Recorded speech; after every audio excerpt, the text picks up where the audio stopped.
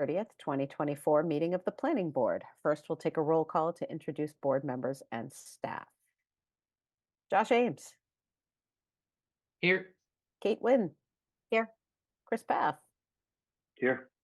And I'm Ellen Rawlings. I am here. We also have Elijah Romulus, our town planner, Amanda Wolf, our housing and land use planner, Jess Cole, our recording secretary. We have Nora Loughnane, the Director of Community and Economic Development, and Alex Portillo from Westwood Media Center. Welcome, everyone.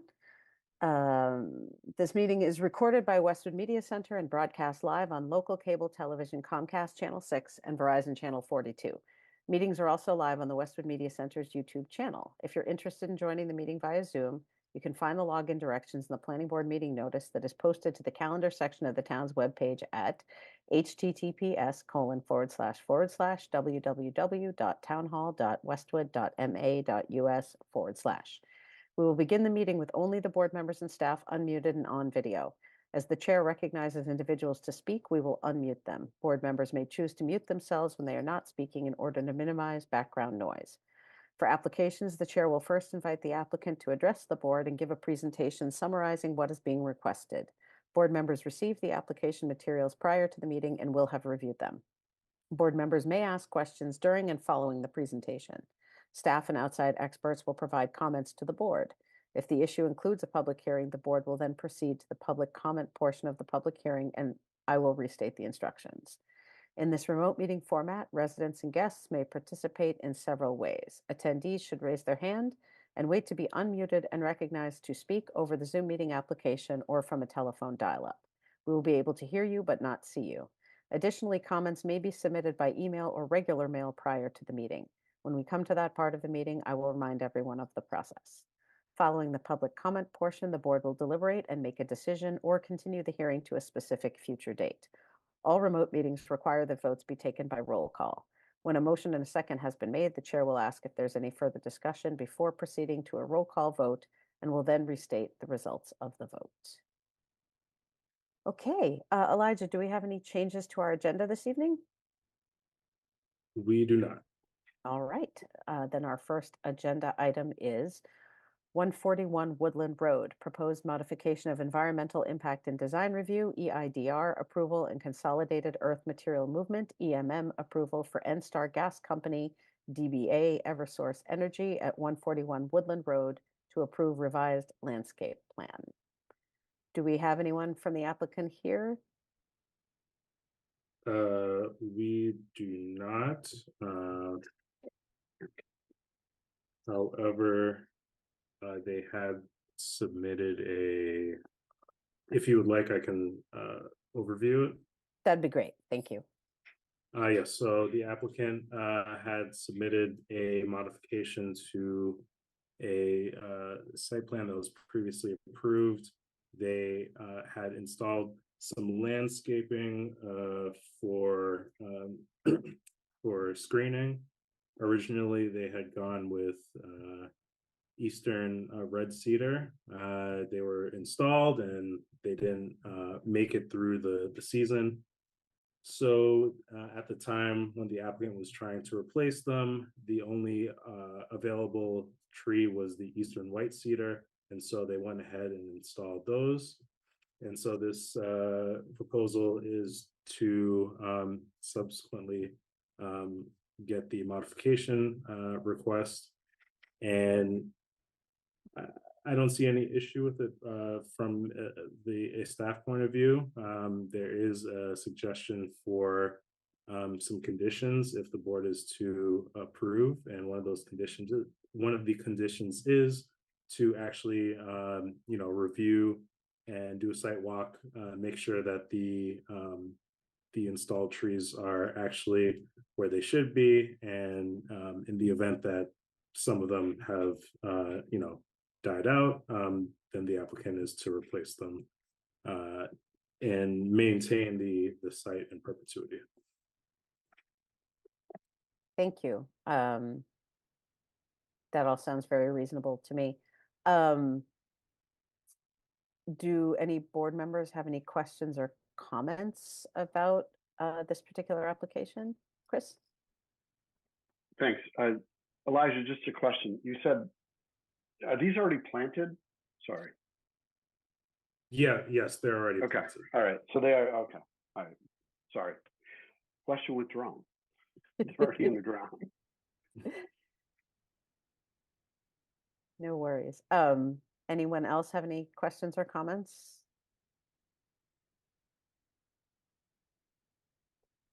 I'm not seeing any. Sorry, I Kate. do have a question. So Yes, of course. the proposal that someone walked the property, who who would that be? How does that happen? So the condition would be that the town planner, myself, and conservation agent check the site to make sure that everything is according to the plan. Great, thank you. So we're not nominating Kate?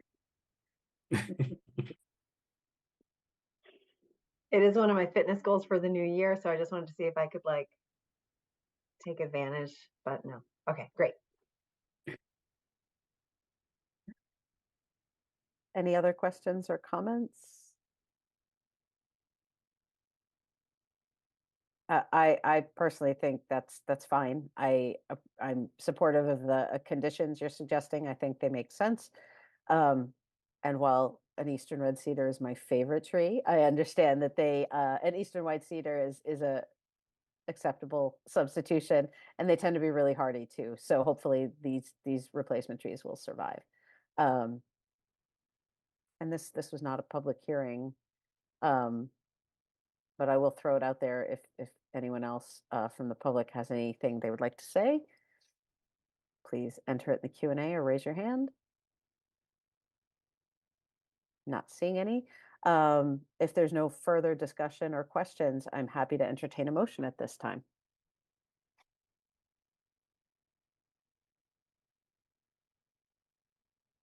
So I move that the planning board determine the modification of the environmental impact and design review EIDR approval and consolidated earth material movement EMM for the utility buildings at 141 Woodland Road as described in the application, therefore submitted to the planning board and filed in the office of the town clerk on December 19th, 2023 to be minor in nature.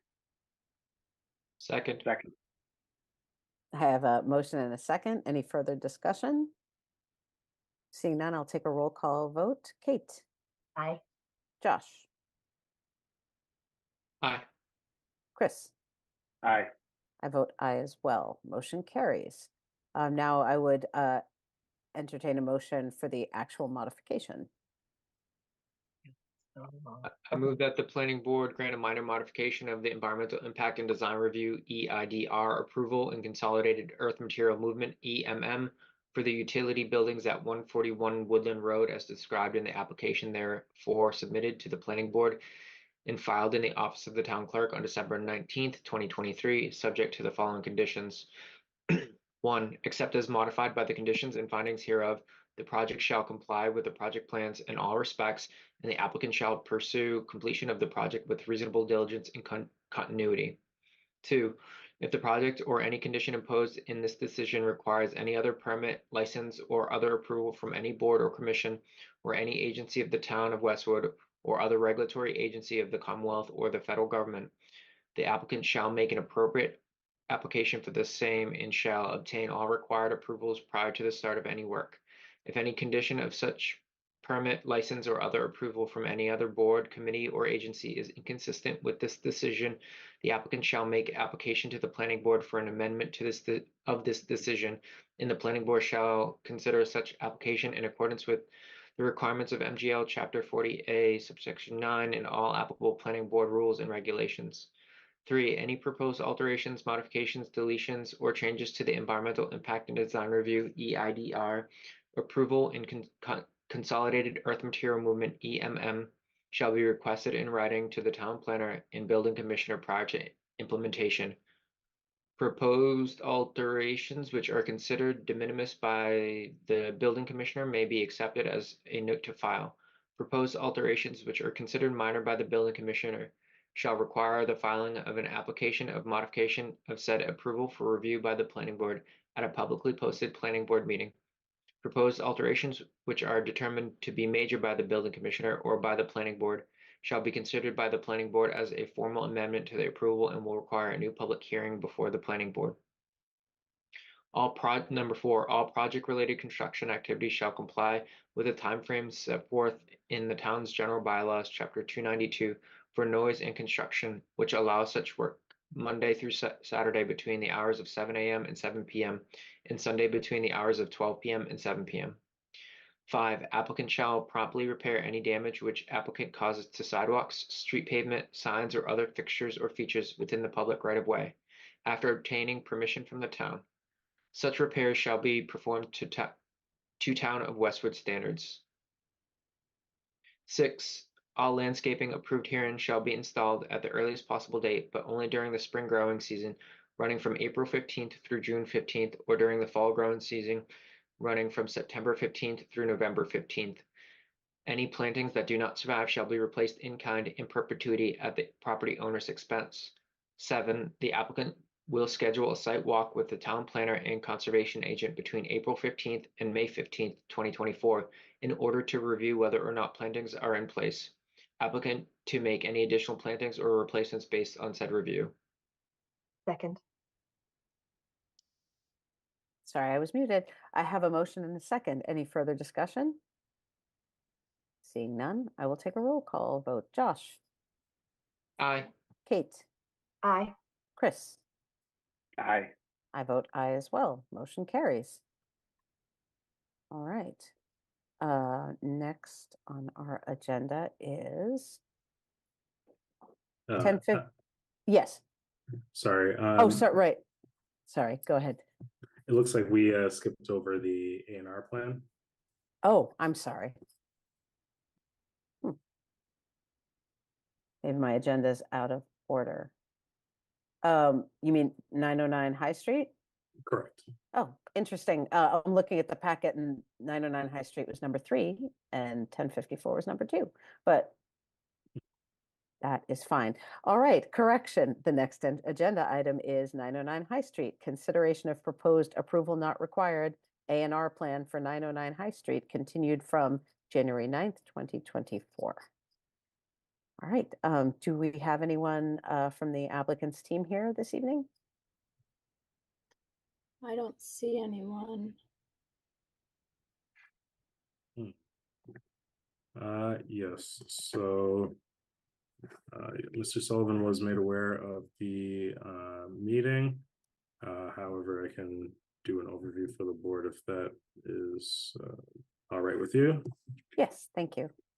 Yes, so the applicant made a A&R application for consolidating some lots at the address as 909 High Street. We had gone through a first iteration that was lacking a few new notations per the town's subdivision rules and regs as it relates to an approval not required. They were able to make those changes based on including they're including some bodies of water such as the Rock Meadow Brook that's north of the site. They had to make sure that the frontage was noted in the summary, and then they also had to make sure that the ownership reflected the current owner, as the land had changed ownership in the last month. They were able to do all of those to meet the conditions for an endorsement. And so with the updates, I would recommend that the board endorse the plan. I can share it for reference on the screen. Let's see.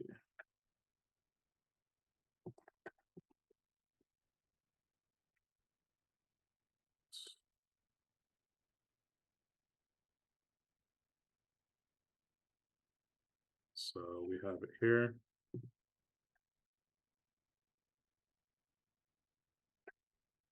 Everything is in order for the plan. in the locust plan, they did reference the body of water, which is right here.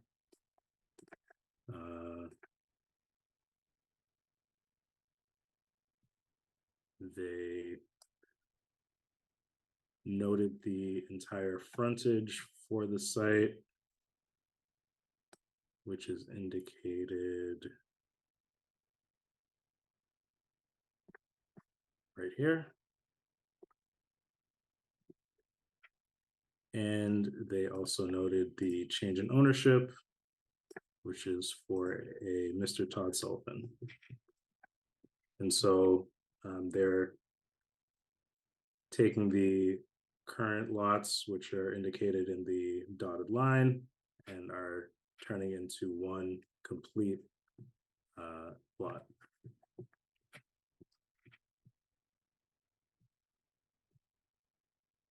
Thank you. Any questions or comments from board members?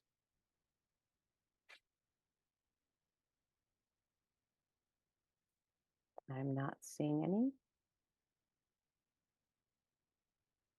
I have no questions or comments. I appreciate you taking point on making sure that this was complete and ticked all the boxes as our subdivision bylaw asks it to. I have nothing else. If nobody else has any questions or feedback, I would entertain a motion to endorse the A&R plan. So I move that the planning board find the approval not required application for 909 High Street dated January 10th, 2024 to be complete, and that the board vote to endorse the submitted plan as not requiring approval under the subdivision control laws. Second. I have a motion and a second. Any further discussion? Seeing none, I'll take a roll call vote. Chris? Aye. Kate? Aye. Josh? Aye. I vote aye as well. Motion carries. Thank you. Okay. Next agenda item, now it would be 1054 High Street. Continuation of public hearing for consideration of a limited environmental impact and design review, EIDR, to construct an addition to a private school building with parking alterations at 1054 High Street, continued from December 19th, 2023. I don't see anyone from the applicant team. Neither do I. Elijah, did you want to give us any updates on this project? Yes, so the applicant was able to reach out. They did ask for a continuance. There were several items that still needed to be addressed, being the site plan and working out the screening and the setback with the parking. So they do have that, along with a few other items to address. We are looking to work with the applicant's team in order to make sure that they are aware of all the necessary changes to be made, and we'll be meeting with them at their earliest possible opportunity. But I do suggest that the board continue this a little ways out in order for those changes to be made. There are several changes, whether it's the site plan, the landscaping, and then also they will be appearing before the Conservation Commission. And so we want to make sure that everything is in line for that. I'm proposing that that the board is to continue it to March 12th, if that is the interest of the board. Thank you. That sounds reasonable. Hopefully that is far enough out that gives them the time they need to do all the other bits and bobs they have to do before they come back to us. Any comments, questions, or opinions from board members? All right, seeing none, I would entertain a motion for continuance. I move that the planning board continue the public hearing for the limited environmental impact design review EIDR for 1054 High Street as described in the application, therefore submitted to the planning board and filed in the office of the town clerk on September 13th, 2023 to Tuesday, March 12th, 2024 at 7 p.m. via Zoom where a Zoom link and associated call-in numbers will be provided on the town's calendar on the homepage at https://www.townhall.westwood.ma.us/. Second. I have a motion and a second. Any further discussion? Seeing none, I'll take a roll call vote. Josh? Aye. Kate? Aye. Chris? Aye. I vote aye as well. Motion carries. All right, that is continued until March. So our next agenda item would be, sorry, I'm scrolling down, zoning bylaw amendments, public hearing for consideration of potential warrant articles for May 2024 annual town meeting continued from January 9th, 2024. Right, I see we have Nora here.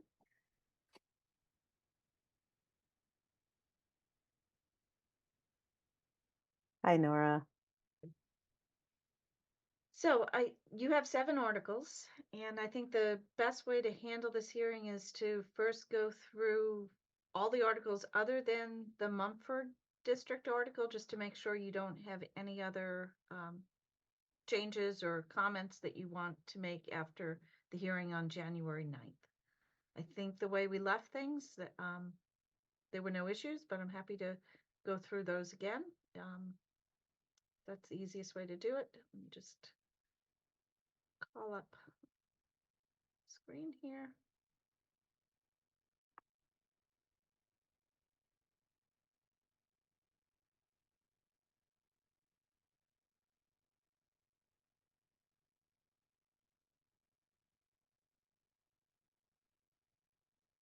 All right, so I have the language of the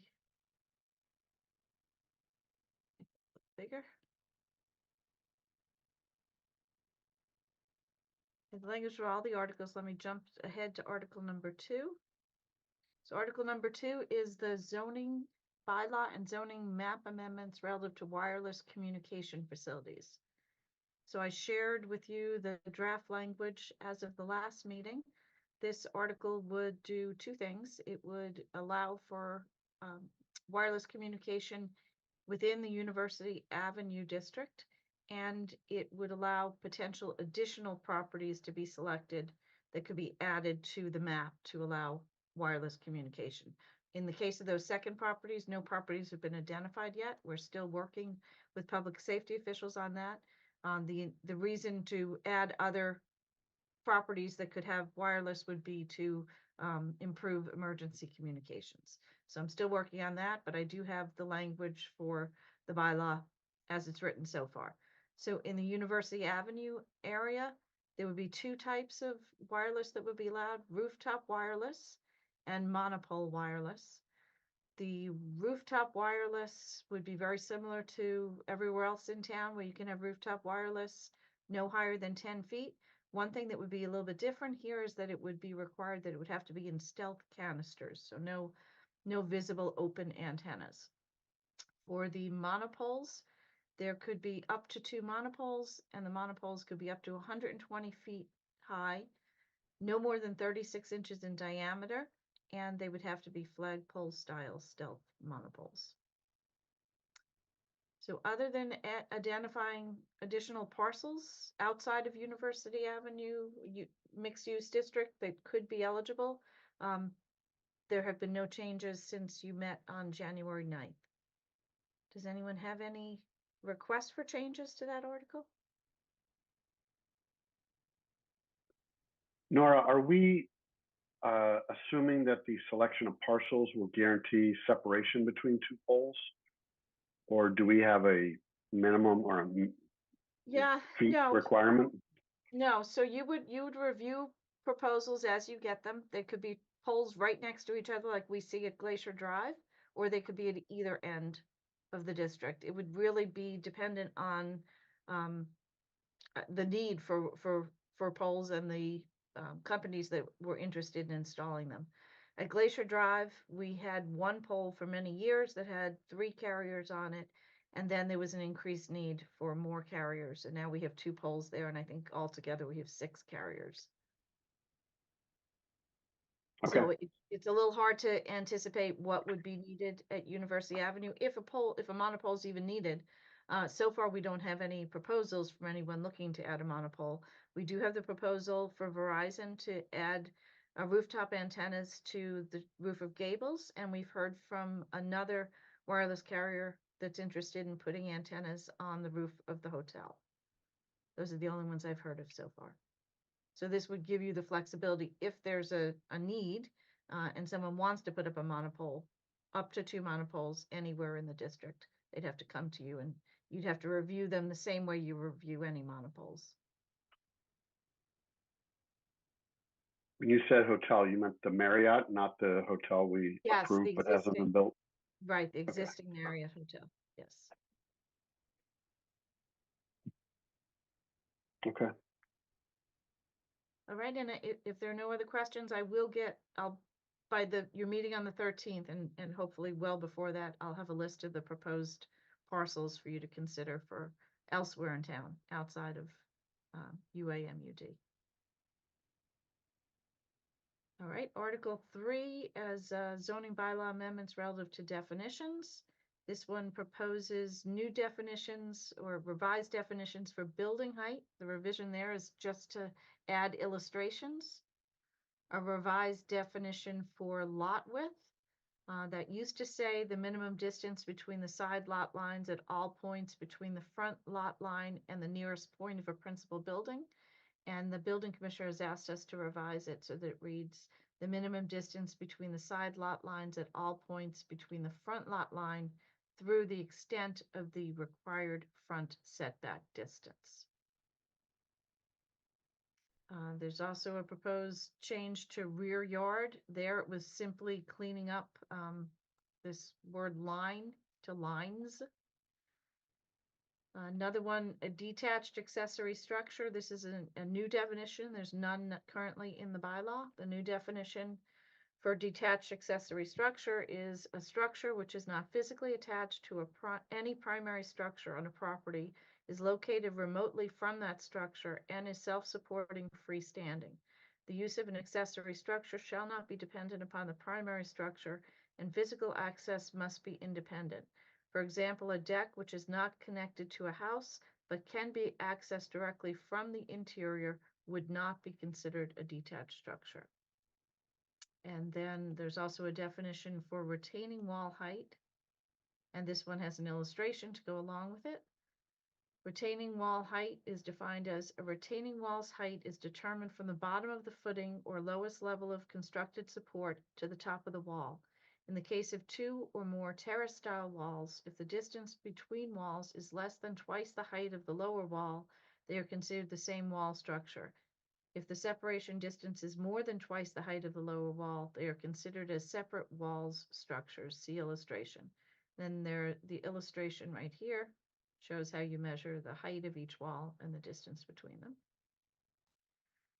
Then we have another definition, a new one for combined wall and fence height. This one will also have an illustration. So the definition reads, when a fence is installed adjacent to and above a wall, retaining or otherwise, and not separated by a distance equal to the fence's height, the wall and fence shall be measured together. If they are separated by more than the height of the fence is determined to be independent of the wall for the purposes of determining height. And so the illustration here also shows how you measure the height of each wall and the distance between them. Any questions on Article 3? Yes, Nora, can I just ask a question about the detached structure piece? And I'm having a hard time envisioning what would be a structure that is a deck that is not attached to the house but is still accessible from inside of the house? Yeah, so we've had some people who have tried to be a little bit cute and have a 3-inch separation between the deck and the wall of the house to say it's not part of the house. It's a Okay. detached. I was really going, does she just mean like mind the gap? Like it's that type Yeah, of, and that's it, yes. Yes, Okay, and thank so for setbacks, it's treated differently if it's part of the principal structure or if it's a detached accessory structure. The setbacks are different. Okay, thank you so much. So that's the point of updating the bylaw to make sure that people understand how the building commissioner will look at that. Perfect, thanks. Any other questions on that? Okay, so moving on to Article 4. Article 4 is a zoning bylaw amendment relative to zoning map references for overlay districts. There are several overlay districts that have specific parcel references in the bylaw, so this would change that. The first is the adult uses overlay district in section 9.1.2. That has specific map and lot numbers, and we would take those out and replace it with the language, the AUOD is herein established as an overlay district. The AUOD shall include the area as shown on the official zoning map within the adult uses overlay district AUOD, which area is generally located east of University Avenue between Yale Street and Rosemont Road. Actually, looking at that, Rosemont Road is no longer the name of a street, so I'll need to update that as well. So located east of University Avenue. I will work on that language. I'll just highlight that and get a better description.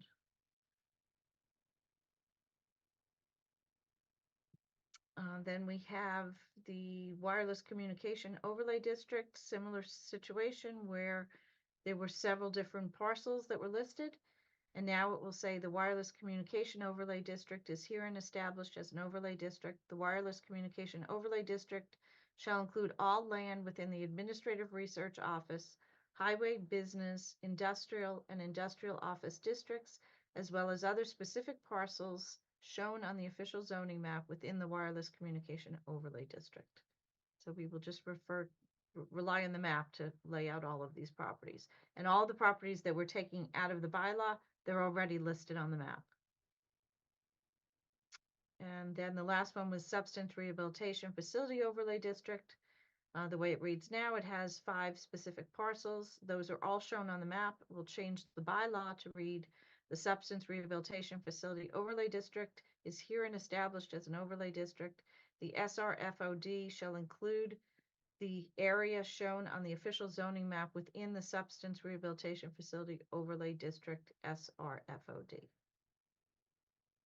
That's pretty straightforward. It's just to make sure we don't end up with a situation like we had right there with a street that doesn't exist anymore. Any questions on that one?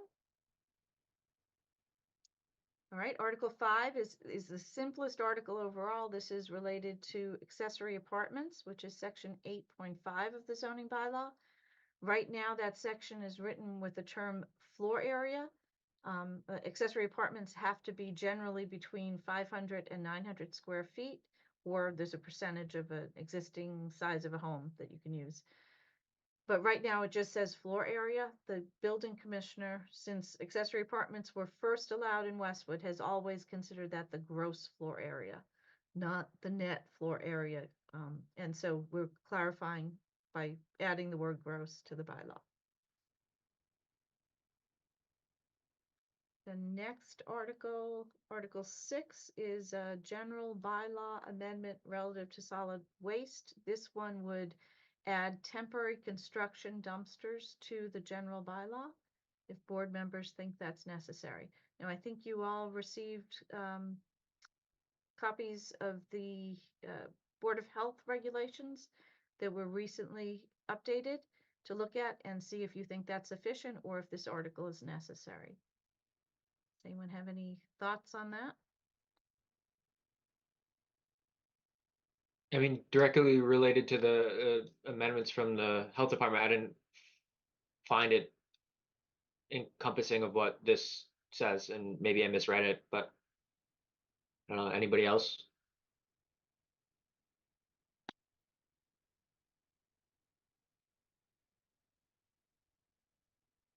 I'm okay keeping this in for a planning board article. Yeah, same. I think it's worthwhile to move it forward. All right, and just to clarify, this would only be temporary construction dumpsters that are commercial or non-residential or multifamily residential. It wouldn't apply to residential, single-family or two-family home dumpsters.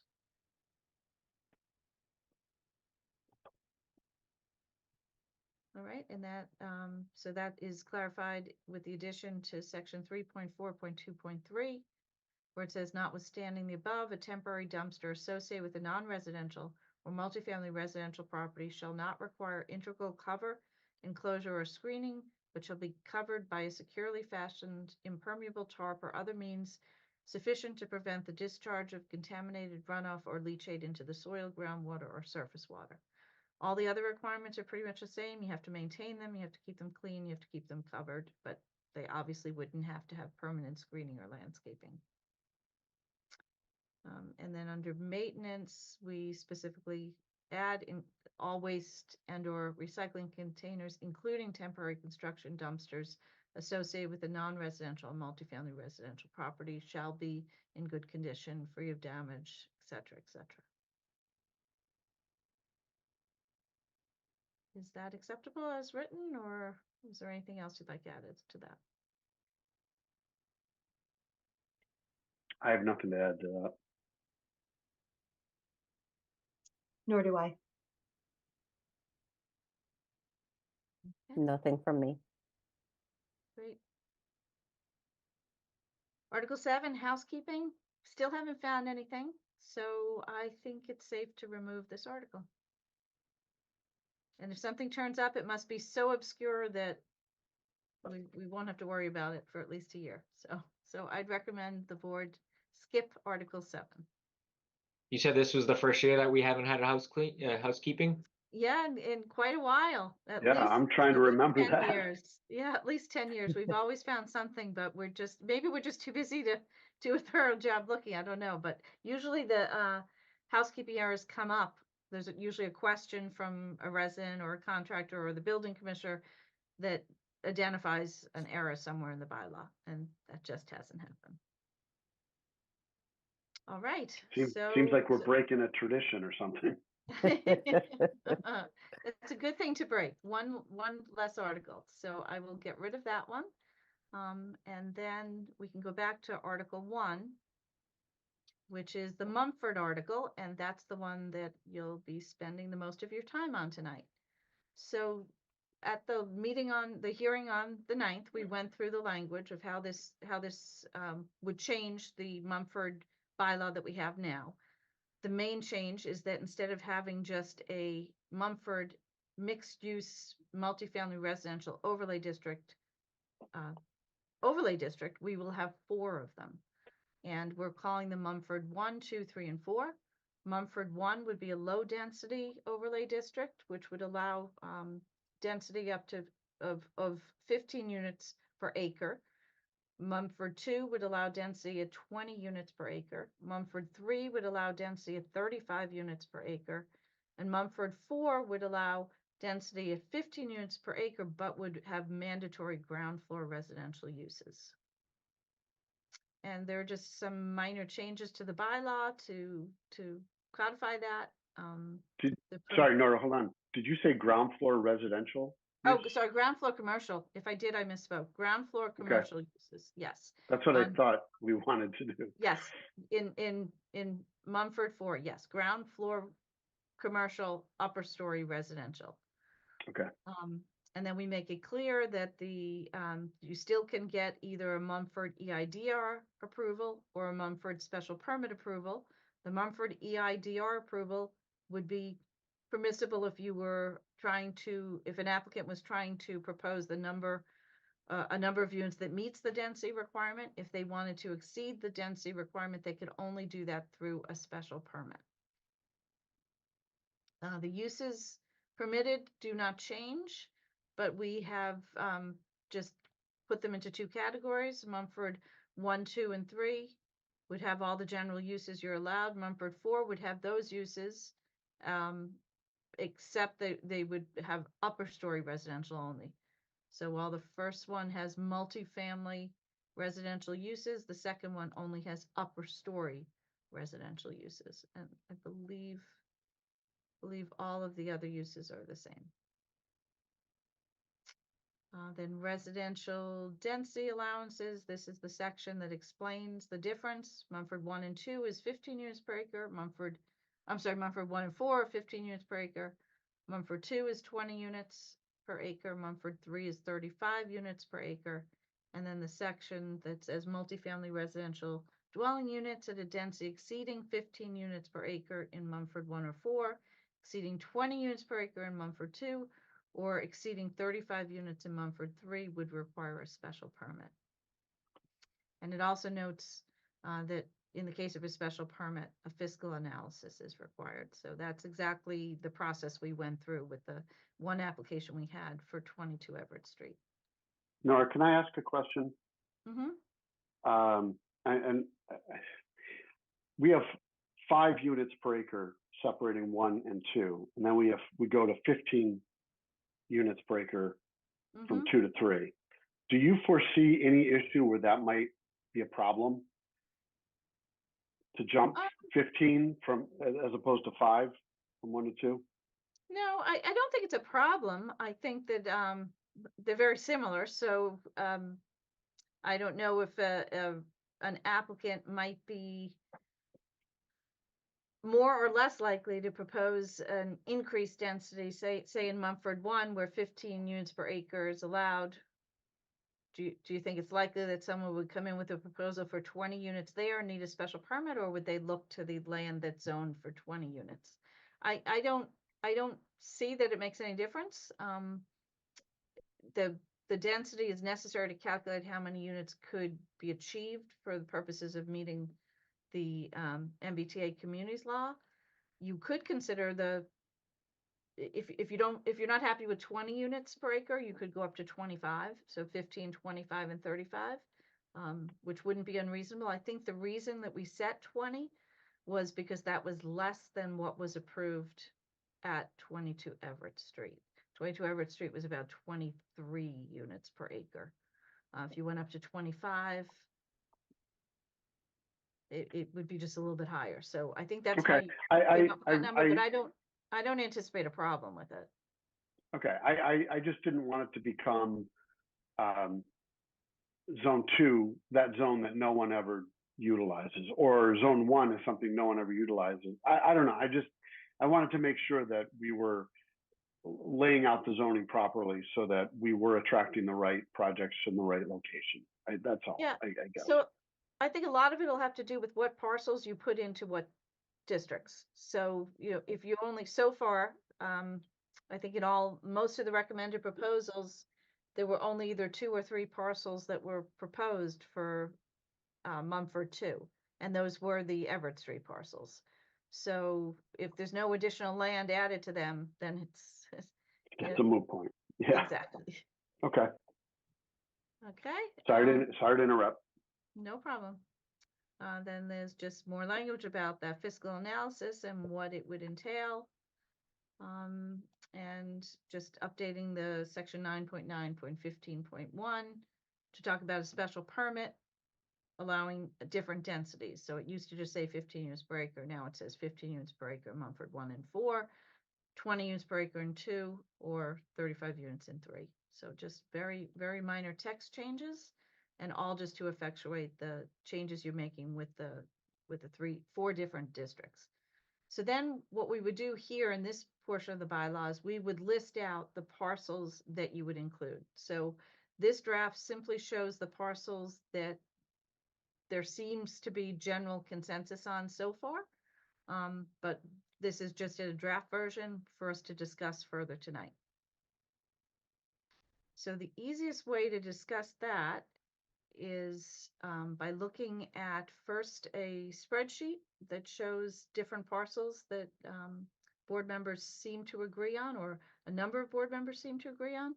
And then we have Tal Zazlowski here, and she's going to help walk us through some maps. So you can actually see on the map what those parcels, thanks Tal, what those parcels look like, how they relate to each other. And then Tal will be able to kind of toggle parcels on and off if that, if you want to make any changes.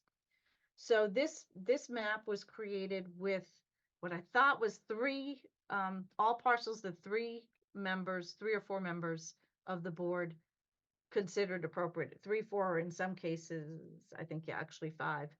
I made a mistake here. So when I put together this list, it shows more parcels in Mumford 4 than were considered by at least 3 people.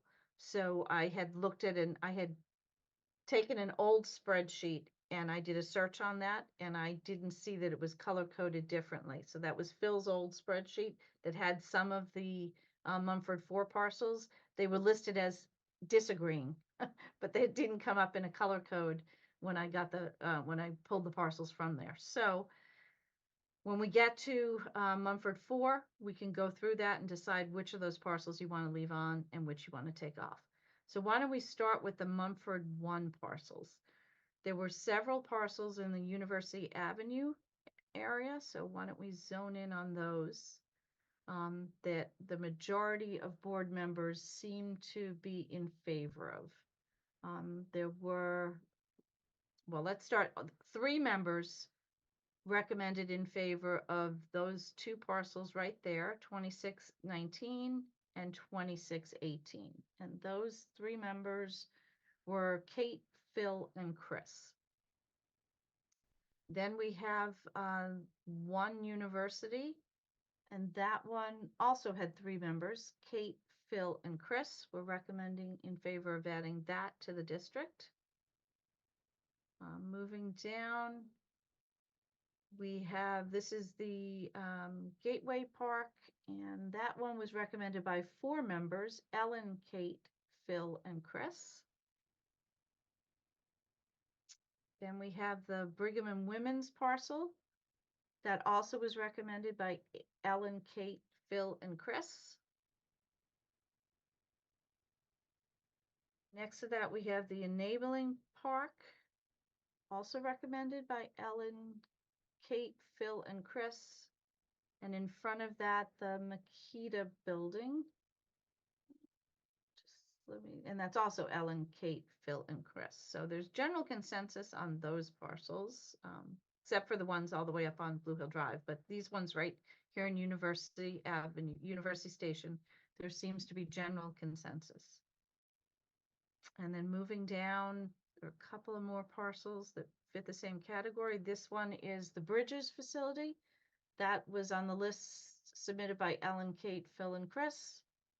Next to that is the Wellhead Park, and that was also submitted by Ellen, Kate, Phil, and Chris.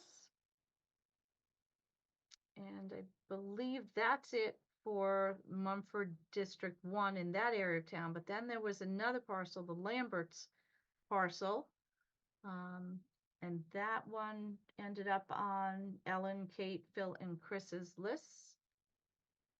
And then just north of that, there were 2 other parcels. One is the Budget Inn, and that one was on Ellen, Josh, Kate, and Phil's lists.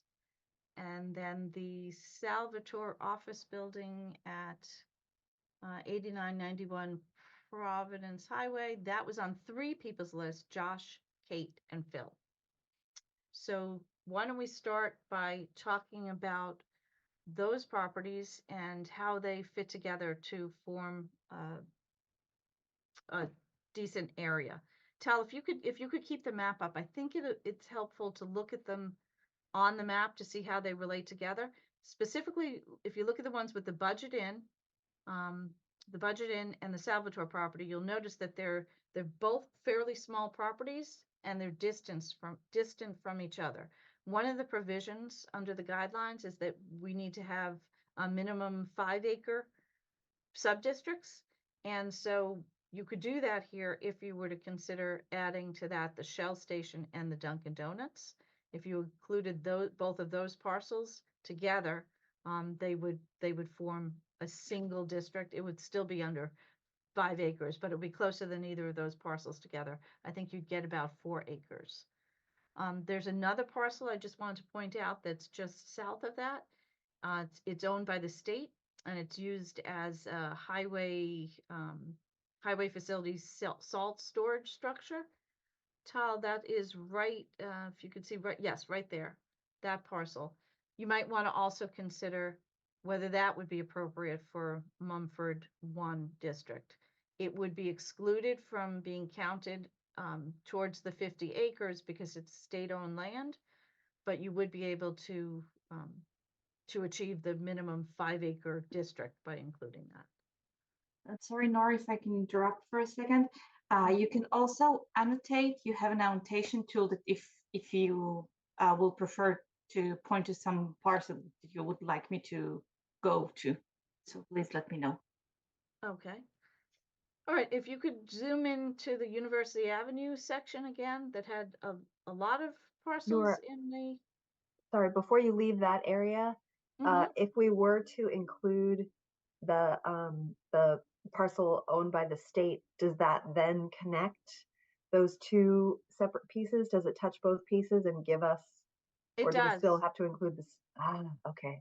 It does. I think that would be a continuous district because those parcels, they almost touch. They're close to touching, not quite contiguous. So we'd probably need a ruling from the state on that, whether that would count as contiguous or not. I'm not 100% sure. Okay, thank you. Sorry, before we left the area, I wanted to ask my question. Thanks. Nora, you said it didn't count to the 50, but does it count towards units or no? The state one doesn't. The state one, does not. by picking that up, all you would do is meet the minimum meet size. the size. For the individual district. It really doesn't get you anything. But I will say on the plus side, it indicates to the state that there might be a better use for that parcel than a salt storage shed. It is right next to the Islington train station. So If we included the shell and the other parcel, you said that doesn't get us to 5? I think it gets to us to about 4. Okay. Which we can ask for. We can ask for leniency if we have reasonable districts and we meet all of the other criteria. It's possible that we'll be able to have a district that's less than 5 acres. Nora, do we not to jump in real quick? Sorry. So I just want to acknowledge we have noticed this meeting and invited the Housing Partnership to join in on the conversation if they'd like to participate. Just wanted to acknowledge their presence here for the discussion. Thank you. Nora, I was going to ask how many acres are all of these lots combined? Do we know that? Yes, I can give you that. I can. Why don't I share my screen for a minute, where I have a spreadsheet that I think is helpful. While Nora's pulling that up, I'll also add that as part of the effort to produce more housing in the state, one of the projects they are working on is identifying underutilized state-owned land. So there is a possibility down the road that could be granted to us. I'm not saying that that's been mentioned, but that is a project going on right now. So this shows the lots without adding those parcels I just talked about. This shows the lots that had either 3 or 4 members in Mumford A, or Mumford 1, sorry, that either 3 or 4 members were interested in, and together that totals 38.7 acres. Now, one thing that I've added to this table since we've previously discussed this, and since you formulated your list, I deducted excluded land. We know that now from maps that the state has provided to take a look at removing wetlands, hydrologically sensitive areas, wellhead. If it's within zone 1, wellhead protection areas, they don't count that land. So that reduces a little bit. So while it's 38.7 acres, you can only count 26.61 acres of that. So what I've done is I kind of looked at so this is these are all the parcels with that were favored by at least 3 members of the planning board. And if you look down here to the bottom of it, including the Mumford 2 districts, which is just the Everett Street parcel right now, and the Mumford 3 district, which is just the University Station, Gables, and Pulte properties now. And then we'll look at Mumford District 4, which is the ground floor residential. Only 2 properties were shown by at least 4 members of the planning board. One was the Good Plaza on High Street, and the other was Mackenzie Plaza on High Street. Mackenzie is the plaza where Dunkin' Donuts is, although this, only the one parcel, the parcel where Islington Pizza is, excluding the little cutout for Dunkin' Donuts, was supported by 4 members. So that's what we have so far. And if you took all of those together, the overall size of the district would be 54 acres, but by the time you exclude state land, land that the state says you cannot count, we're down to 41.37 acres. So we fall short on the overall land area, but we've captured 871 units of capacity, which is exactly what we need to capture. It's cutting it close because we are not quite sure how the state is going to review this and what they are going to allow and disallow. Whatever we come to a conclusion on tonight, after we leave this meeting this week, Amanda, Elijah, and I will try and submit this to the state as a preliminary list, whatever list we finally come up with, and get some pre-review so that we don't end up going to the FinCom not knowing whether the state would approve this or not. It can take the state a minimum of 30 days just to get back to us to let us know if they need more information. So it's too soon to know how long it's going to take for them to actually review it. But our goal would be to have a review of the parcels that we submit in time to get to tell town meeting that if they vote for something, the state will approve it. Thank you. You answered my question, which was about the state land, because I know it said it was excluded, but if that helps us, we can't count it in any meaningful way, but if it helps us with being able to use other parcels because it connects them, I think that's a good thing. I see hands up. Josh, you've had your hand up for a bit. Yeah, a little bit more to that same discussion point. Even with the like excluded land areas, those still count towards our total capacity, right? So like I see some on here, Brigham Way, for instance, none of that land is included in our totals, but we get capacity, correct? No, I don't believe we do. Okay, No. so it wouldn't behoove us at all for this to, for instance, to zone in 90, 100 Brigham Way. So it wouldn't, because they have it shown as excluded. However, we believe in that case, they've excluded it incorrectly. They have it listed as DCR land or state recreational property, which it is not and never has been. And so that's why it's excluded. So that's something we would push back on and explain that that extension should not be excluded. There may be some wetlands, there may be some surface water, but the whole property should not be excluded. I've put the numbers in, though, to be consistent with what the state's mapped out numbers are, just so that we know our starting point. Gotcha. So I would hope to get back some land there. Yeah, so like another 3 acres or some portion thereof. But understanding we're short by 8.5 acres, 9 acres, right? Okay. We are. Perfect. So just to continue, I looked at this a few different ways that I want to share with you. Just looking at all 5 of your different parcel lists, I went through next and looked at properties that 2 members or more had supported. And that really keeps all of the same properties that we already went through on the top, and it adds some properties to the ground floor commercial area. That helps with capacity to build up more capacity in case the state rejects them, but it doesn't help at all with the area. It doesn't buy you any area because we can't count the acreage for ground floor commercial required districts. So Mumford 4 only helps with capacity. So that adds more capacity, doesn't help so much anywhere else. So then I looked at adding a couple of other parcels. We had just talked about the Dunkin' Donuts parcel and the Shell parcel on Route 1 and adding them to make a larger continuous area.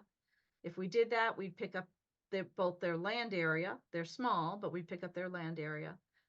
In the case of the highway facility, we would not pick up anything. So it would just add to that to get us over the 5-acre point.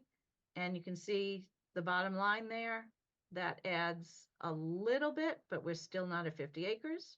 So then I looked at two other options that were shown on, let's see, the first one was adding 700 Canton Street. That only appeared on Kate's list. It didn't appear on anyone else's. Tal, if you can show us 700 Canton Street so we can see what that is. It's an 11-acre parcel. We show it on our maps as 11.25. The state shows it as 11.13. It's currently part of the University Avenue, University Station project off of University Avenue, but it's a part. Do I need to stop sharing? Yes, please. Okay, sorry. There And you go. can I have the address again? 700 Canton Street. This is the parcel that's next to Lifetime Fitness, and it's a parcel that's essentially in reserve that the University Station developers would hope to do something with it in the future. The way the bylaw section is structured, they are permitted to have up to 650 units of residential development within University Station. They've created 450 of them. They have 200 in reserve. They were hopeful that at some point they may be able to propose some of those units, probably not 200, but some of those units on this parcel. It's very steeply sloped, and because of that, very expensive to develop. The access would have to come off of either off of Canton Street or off of Harvard Street, so at either end of it.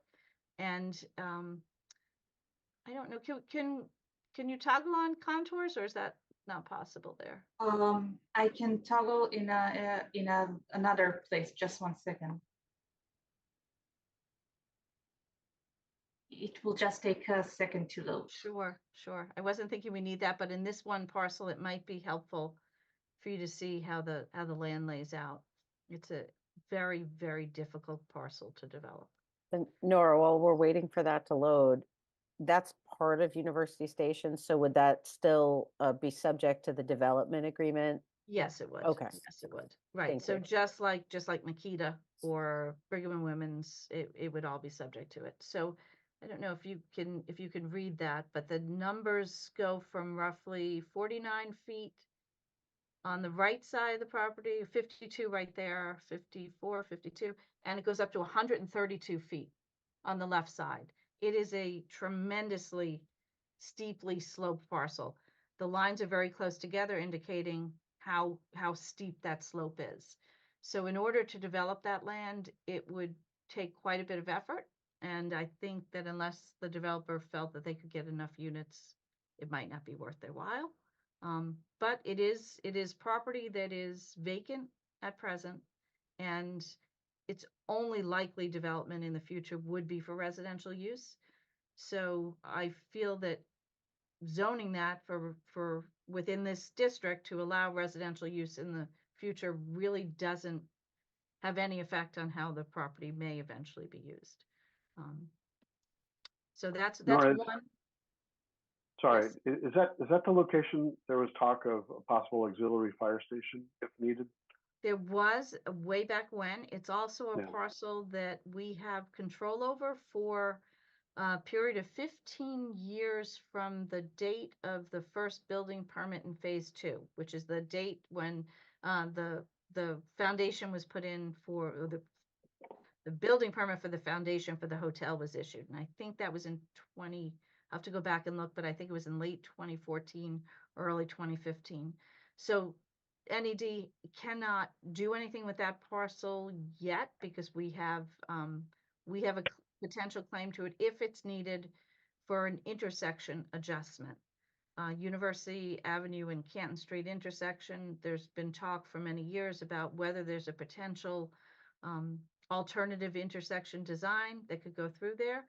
I think it's unlikely that we'll ever make use of that property to change that intersection. It would require putting in a roadway out to Harvard Street. So if you can picture that, coming up Canton Street, turning right down that parcel, and then right onto Harvard Street to put people back on University Avenue. I think it's very unlikely it'll be done because as I just showed you the contours on the parcel, it would be extremely expensive. Probably upwards of $10 million to develop that for a roadway. So, so I don't think that's likely, but we do have the option to require NED to give us the land if it's needed for that roadway, and we have it up until maybe another 6 years or so. So that's probably not anything that's going to be developed one way or the other in the future, unless the select board releases New England Development from that obligation.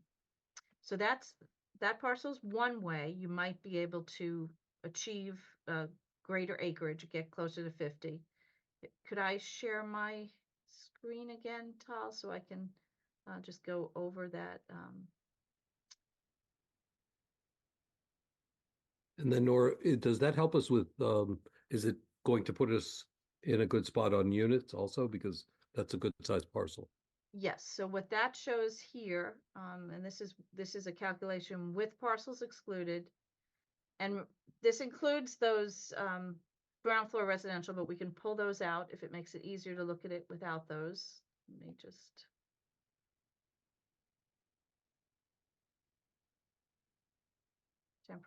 Temporarily pull those out. So this shows all the parcels that we had general consensus on, plus the Dunkin' Donuts, the Shell on southbound Route 1, the Mass DOT facility, and 700 Canton Street. So adding all of those in, it gets us to just over 50 acres, 54.5 acres, and it gets us to a unit capacity of over 1,000, which I think builds in a good bit of extra protection in case we need it if the state rejects something that we have here. So then I want to show you one other possible way that you could get there. This is a little bit different. This, instead of adding the 700 Canton Street, the proposal would be to add Westwood Glen. So Westwood Glen, off of High Street on Westwood Glen Road, is currently developed as 159, I believe, apartment units. They're age-restricted apartment units. If we were to include that in the district, they would be able to develop slightly more than that, up to 200 units, but they would not be age-restricted. They would be family housing. They could still be senior housing. Seniors could still live there, but they could not be age-restricted. So that's another way that we would get over the 50 acres, and it's land that's already residential, so it wouldn't affect the tax rate on it. The difference would be that it would, I can't say whether the property owner would be interested in rebuilding that apartment complex or not. It's a very old garden style apartments. It was built in the mid 1970s. So that's another way you could consider doing that. And there are plenty of others. So I was just looking around to see what parcels different planning board members had on their list and see if I could come up with something. I don't think anybody had that parcel. It was just something I looked at that was already residentially zoned, so it didn't affect our commercial tax base. So those are possible properties to consider, but I will stop sharing, and if Tal can put back on the map, then board members can have her toggle on and off whatever parcels you want to take a look at.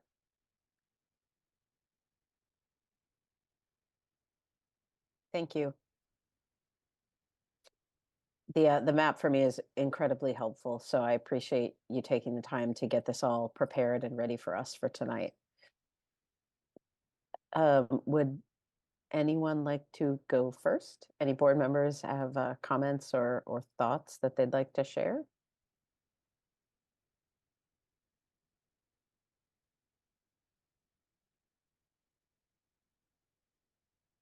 So this is very, very helpful. I'd like to understand some of these lots that have large excluded areas, like Josh was pointing out. I just want to understand 160 University Ave. Is that the same one that he was talking about? Yeah, so no, that's Sorry. different. So that I think is the Wellhead Park, 160. Yes. So that has a large exclusion for wellhead protection zone 1. So you can see, But that's legitimate, right? Like yes, yeah, that won't change. So you see that blue circle? That blue circle shows one of the wells. There are 4 wells on University Station area. That's one of the wells. That's the main principal well. And a lot of that parcel falls within the wellhead area. And so the state considers the portion within the wellhead area undevelopable. So they're only giving us credit for the yellow that's outside of that circle. And does that help? I appreciate that those comments. Does that help us make best use of that parcel? If we zone it this way, or given its proximity to a wellhead, like what else? So this is part of University Station. So right now, the way it's in use as a public park, which probably is the best use for protecting the well right now. It's landscaped. It's naturally landscaped, so it's not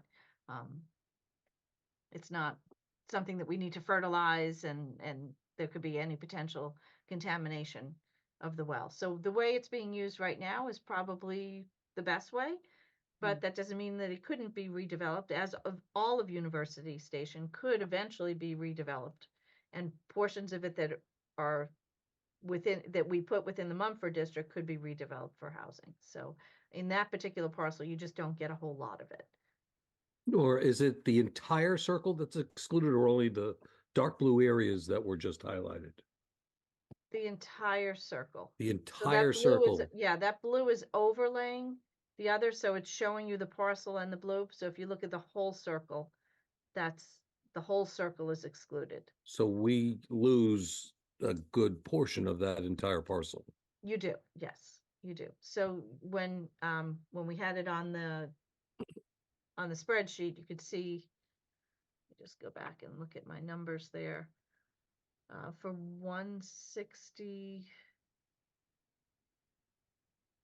University, the overall parcel is 6.31 acres, and you would only get credit for 1.68 acres. Okay. 4.6 acres is excluded. Mm-hmm. For additional context, we did initially want to prepare the map of excluded and sensitive land from the state, but we found some discrepancies. So Tall extrapolated the ones that we knew were definitively correct. So wellhead zone 1 and the wetlands, and then we didn't map it, but also state and town-owned land.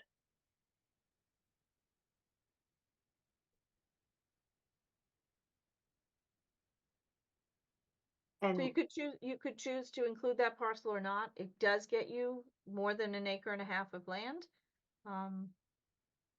And it's contiguous to other parcels that you would be considering. Now you can see the ones that are in red. Those are in red because they're the higher density. Those are that right there is the Pulte condos, and across the way are the Gables apartments, and those are proposed for Mumford District 3 with 35 units per acre density. And Nora, I hate to mix apples and oranges here, but the most recent list, without adding the lot that I had mentioned that other folks hadn't, or the other proposal that you had, without adding those, what, again, I hate to mix these things, but what would those zoning changes do to our tax rate? Is that an appropriate thing to be considering at this point? Yeah, it is. So rezoning doesn't do anything to our tax rate, but if they're developed and if they're currently bringing in commercial taxes and they're developed fully for residential uses, and then they have to go to the residential side of the ledger, then that has a negative effect on the balance of commercial property value to residential property value. The properties that we are looking at, many of them are not high earners from a commercial point of view. So there's the Budget Inn, for instance. That's one of the parcels that's on there. If that was redeveloped, it's commercial now as a hotel, it would become residential, or it might become mixed-use commercial. So in all of these districts, District 4 is the only one that requires ground floor commercial uses, but districts 1, 2, and 3 allow them. So I think we would always encourage any proposal that's comes forward under Mumford. We would propose for it to have commercial on the first floor to help with our tax base issues. But if it didn't, and it was all developed all for residential uses, it would depend on which parcel was selected or parcels were selected on what effect they would have. Brigham and Women's Hospital, for instance, is exempt now. So we don't receive any tax dollars from that property. There is a pilot agreement, and the pilot agreement equates to approximately 25% of the amount that we would receive under taxes. But if that was redeveloped for residential use, it wouldn't have a negative effect on our commercial value. Any of the parks, the Wellhead Park, the Gateway Park, the Enabling Park, they're only zoned for the value of the land. So again, if they were reused as commercial, it wouldn't have a substantial impact.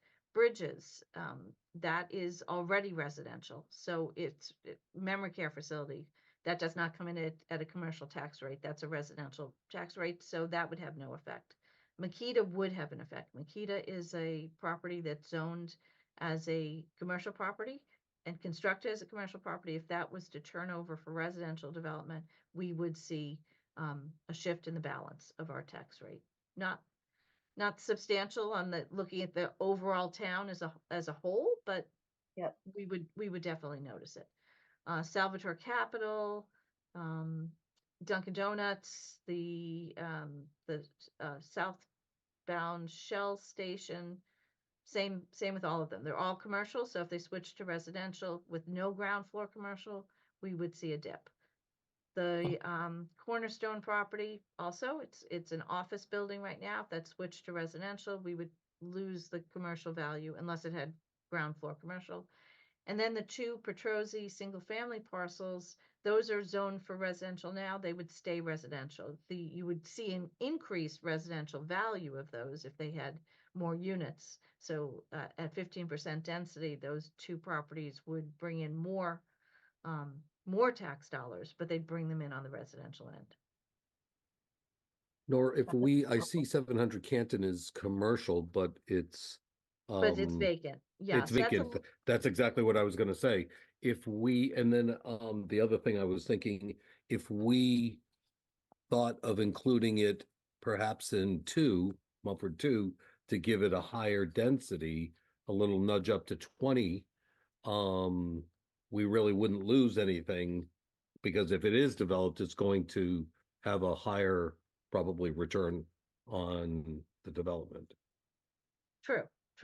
And I think because the cost of developing that lot would be significant due to the slopes and the lack of current access, a higher density might entice be more it. of an incentive for it to be developed. Yes. Do we still get to the acreage if we included 700 Canton, but then I forget the number, the Wellhead one that we were just looking at was excluded? That's easy, right? Because the 700 Canton Street is over 11 acres, and the Wellhead. Okay. Yeah, you would still get there. We would still get there. Okay. Yeah, we got very little for the wellhead just because of the wellhead. Yeah, that's what I was assuming. Yeah.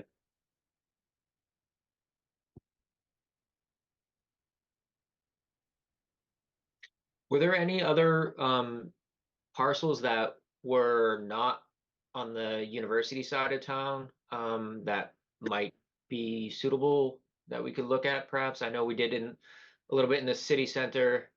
We did the Foster block, but further up towards 95, up 109.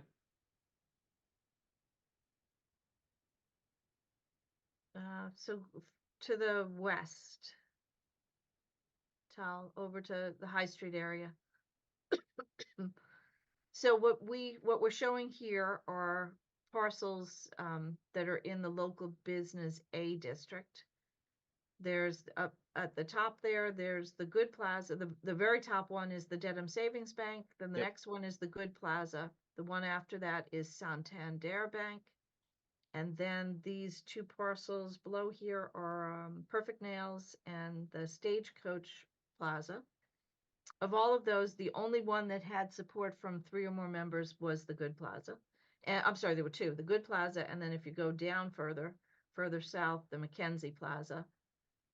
And that's shown as 2 parcels, the larger parcel in the back, 2140, and then the smaller one, 2141, was only supported by, I believe, 2 members of the board supported that. That's the Dunkin' Donuts parcel. Yeah, personally, I didn't even realize that that was a separate parcel, so shame on me. I mean, I would be supportive of that. Okay.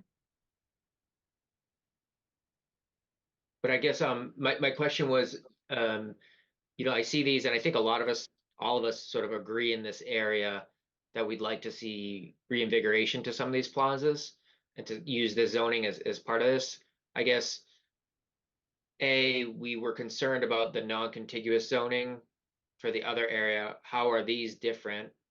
And B, is there anything a little bit further up north towards 95 that might be suitable? I know there's a lot of residential out there, but so the way, first, to answer your first question, the way these are different is these are proposed in Mumford 4, which doesn't capture the acreage, it only captures the capacity. And because of that, we have greater flexibility, so we don't have to have 5-acre zones. That's useful. Then further up, I think you're Okay. talking about maybe up near 100 High Street and 100 and 200 Louderbrook.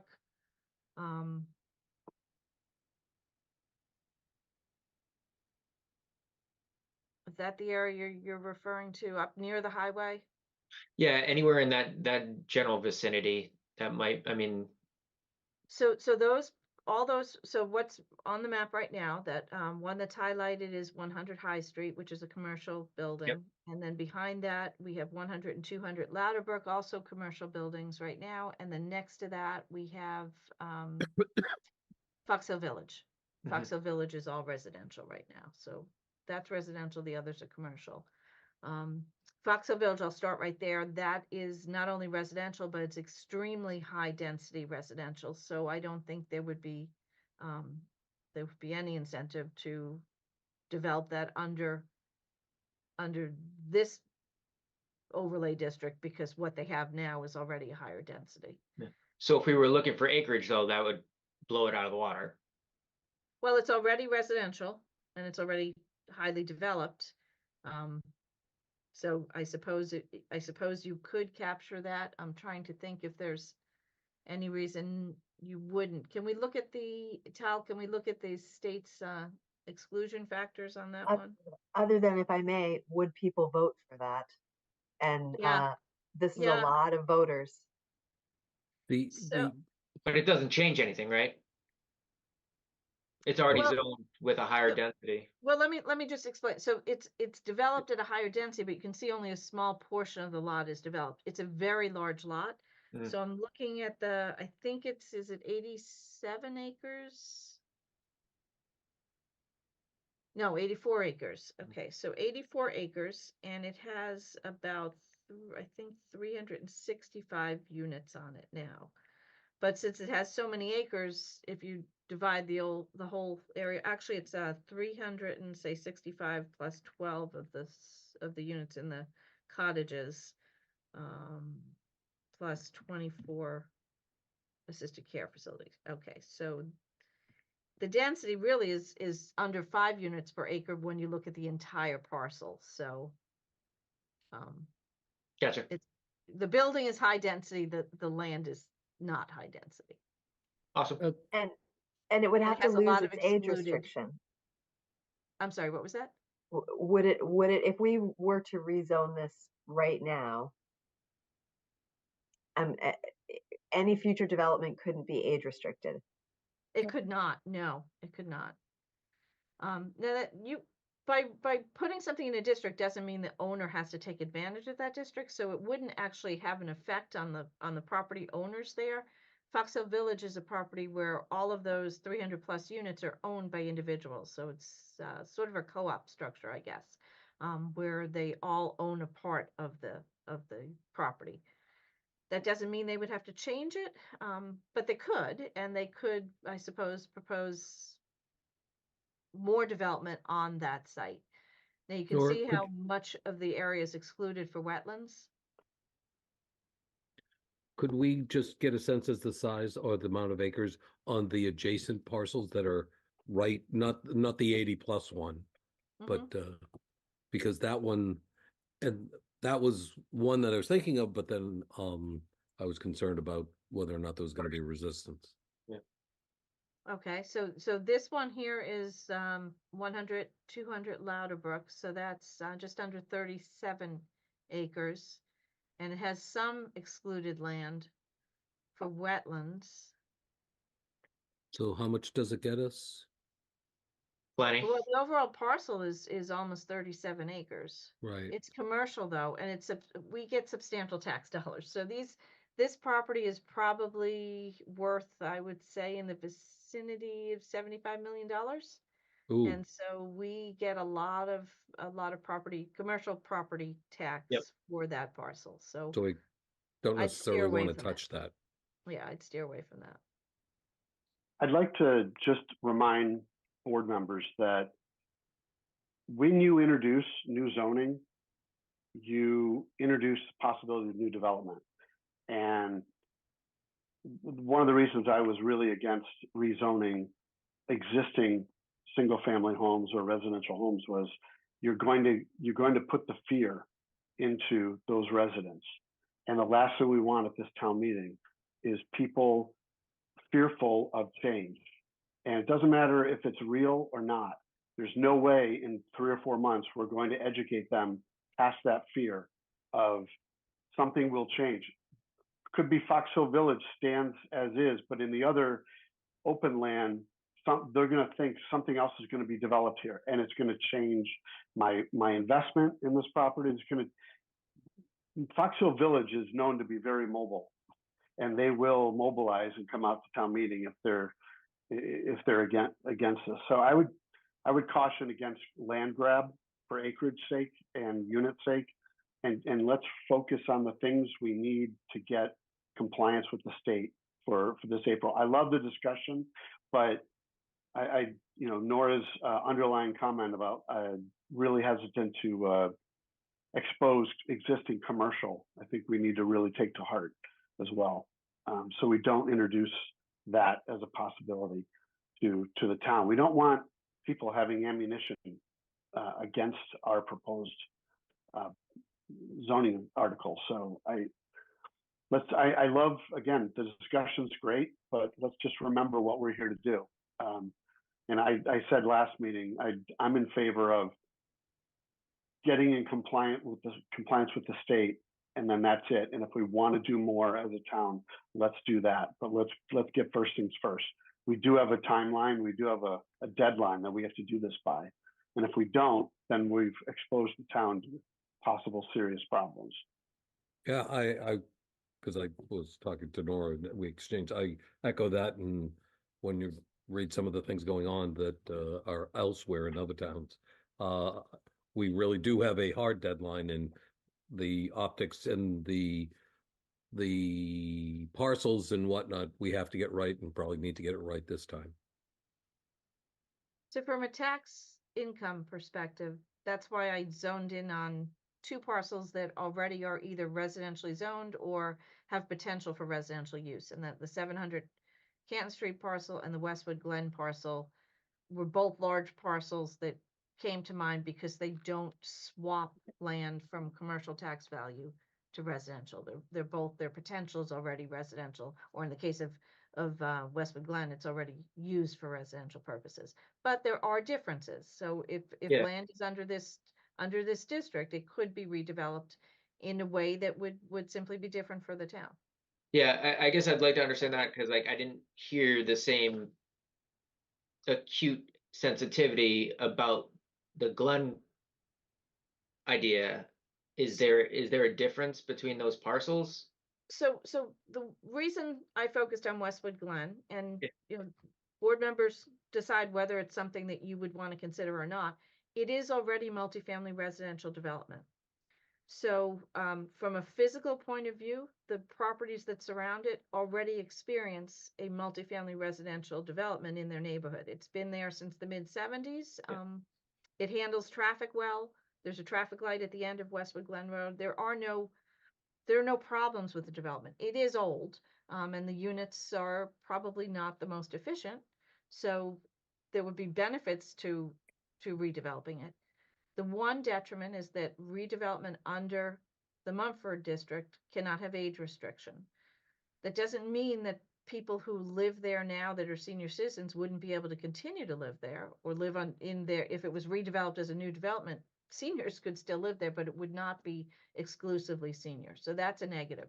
A positive is that it would have a minimum of 15% of the units will be affordable. Right now, Westwood Glen has no affordable units. When it was constructed in the mid-70s, 25% or 20%, I believe, of the units were affordable.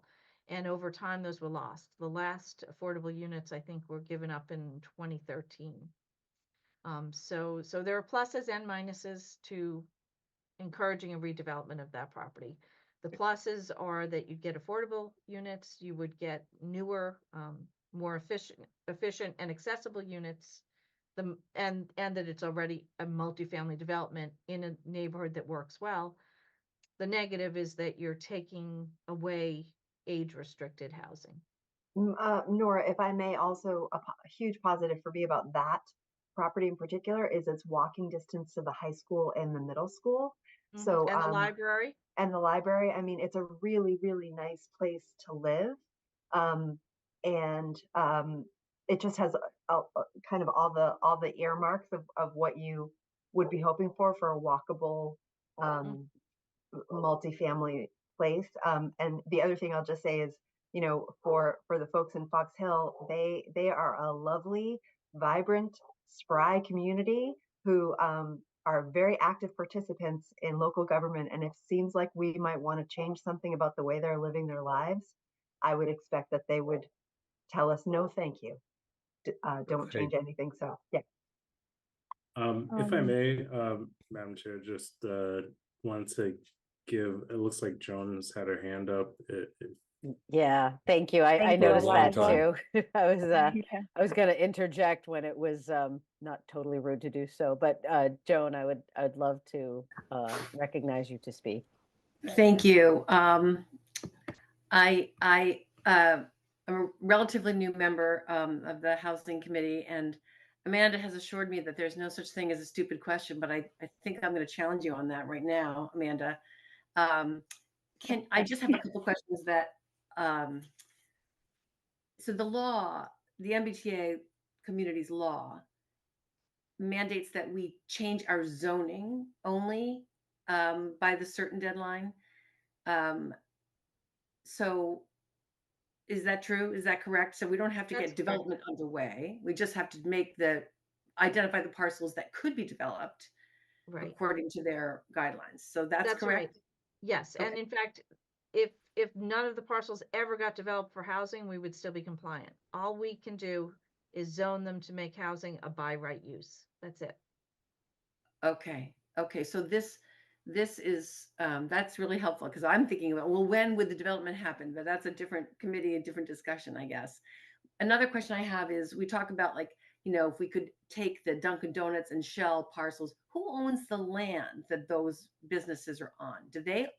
Does a developer own that land, or does the town own it and they rent it?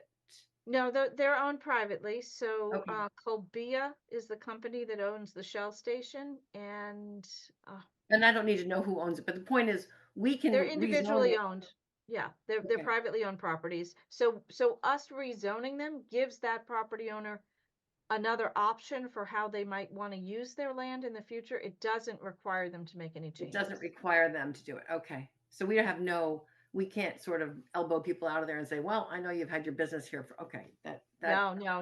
So we're not trying to change the way anyone uses their property. If we include it in the Mumford district and town meeting approves it, those property owners would have the benefit of another possible use. Another way of underlying use, the use that they have now remains valid. if they wanted to redevelop, they'd have the opportunity to do that. Got it. Thank you. They're good questions because the idea of the law is to make housing development more accessible and, like Nora said, give more power to the property owners. But no, we're not coming in and mandating anything. Got it. Okay. Thank you. I see Sure. Tal has a highlight on the property that's part of the Obed Baker project that was recently approved. So there's the Obed Baker house there to the left and then a vacant parcel to the right. In fact, tonight, the planning board just approved an A&R plan to combine those into a single lot.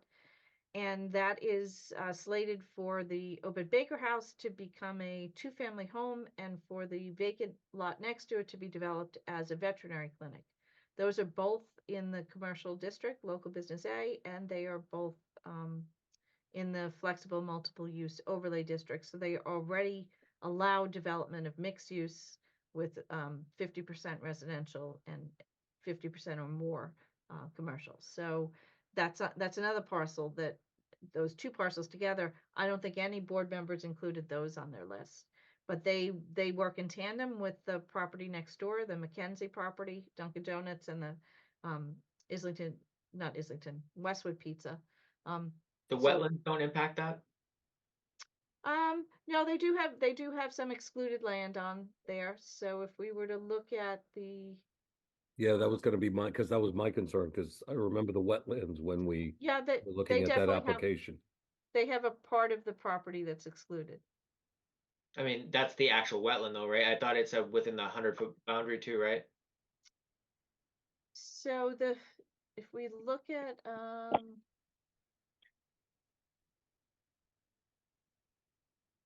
let me I mean, actually it still gives us I have no. another way of looking at the exact lot. So let me read this to you. I can tell you what exactly the exclusion is. Just give me 1 minute to get to the right part of my map.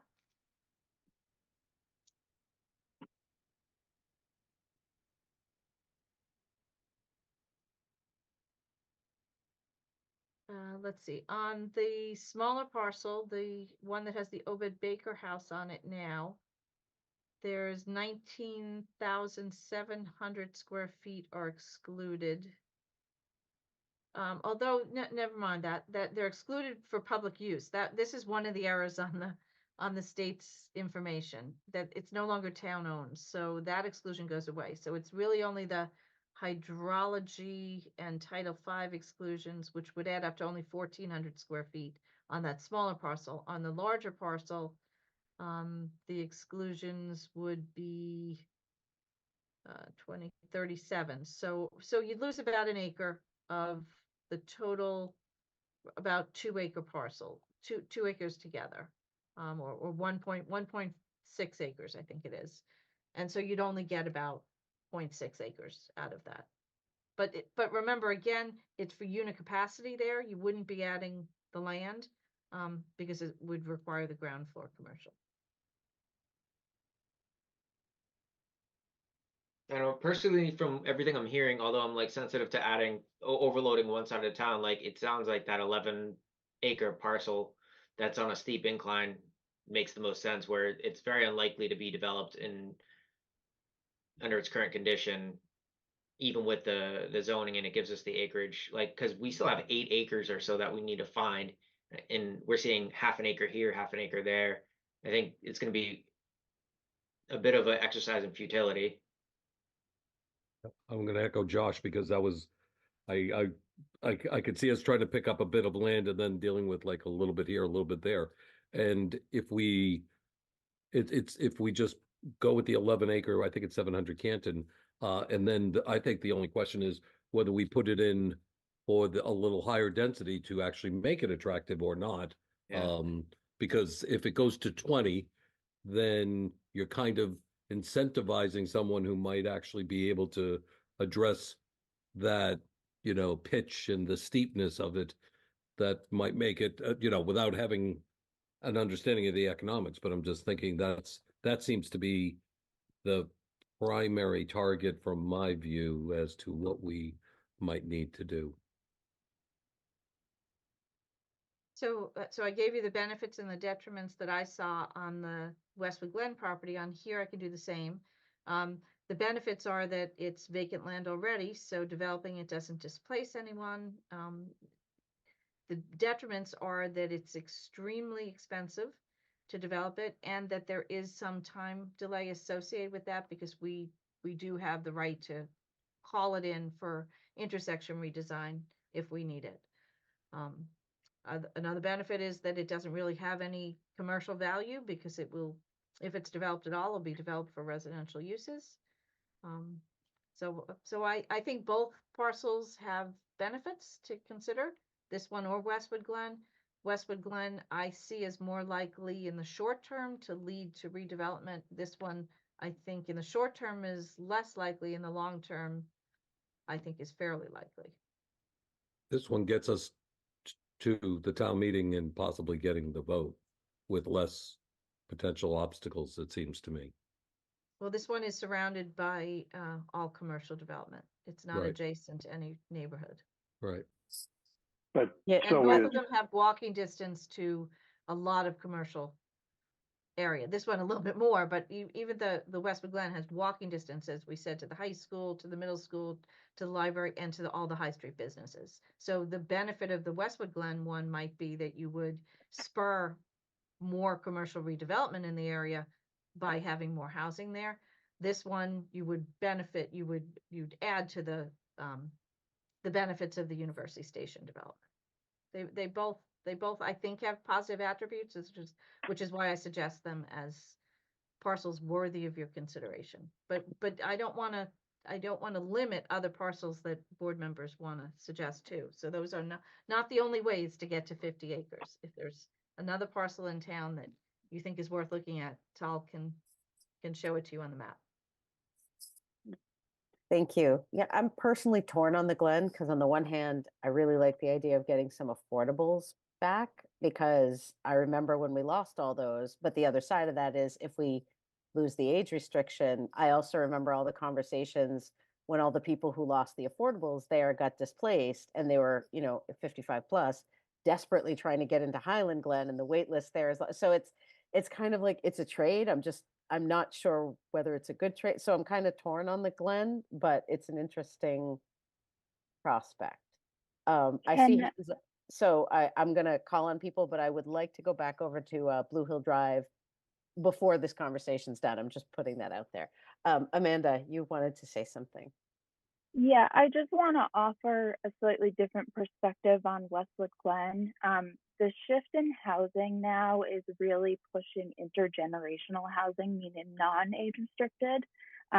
There's studies coming out now that find it's actually more beneficial for seniors to be around people of different ages, allows families to be together. The other thing is when people come to me for housing help, especially seniors, the first thing I tell them is to find affordable housing, you don't have to go to age restricted housing. And that shocks them every time. That's a common misconception, that it's not taking away housing from them. It's just opening the doors to more people. And the affordability, putting that restriction back on it would be a huge benefit to the town. Thank you. That's actually really helpful because that eases my concern. Because obviously, I want the affordables back, but I also don't want to displace folks in the process of that. But that's a really salient explanation. So thank you. Kate, you've been waiting very patiently. Thank you. Yeah, I do. I really love the idea for reasons just stated of including Westwood Glen, even more than when we first mentioned it. Like the idea of having intergenerational families there, it's a long walk, but it's a walk to the senior center just as it is to the middle school. Like it could be really, really great. But my question was going back to 700 Canton Street, is that within a half mile of? It is not. No, neither of these parcels, neither Westwood Glen nor 700 Canton Street are within a half a mile, but we can have 25 of the 50 acres can be more than a half a mile. And most of the land that is already on our list is within a half a mile. So that's not a concern. Okay. I mean, because it's still so close. Like if housing were there, it's really close to the train station from 700 Canton. Like that's people could I think walk from the that. edge, I think it's almost a mile. it's a little deceptive looking at it, but I think walking from Canton Street to the train station is about a mile. Okay, thank you, thank you, thank you.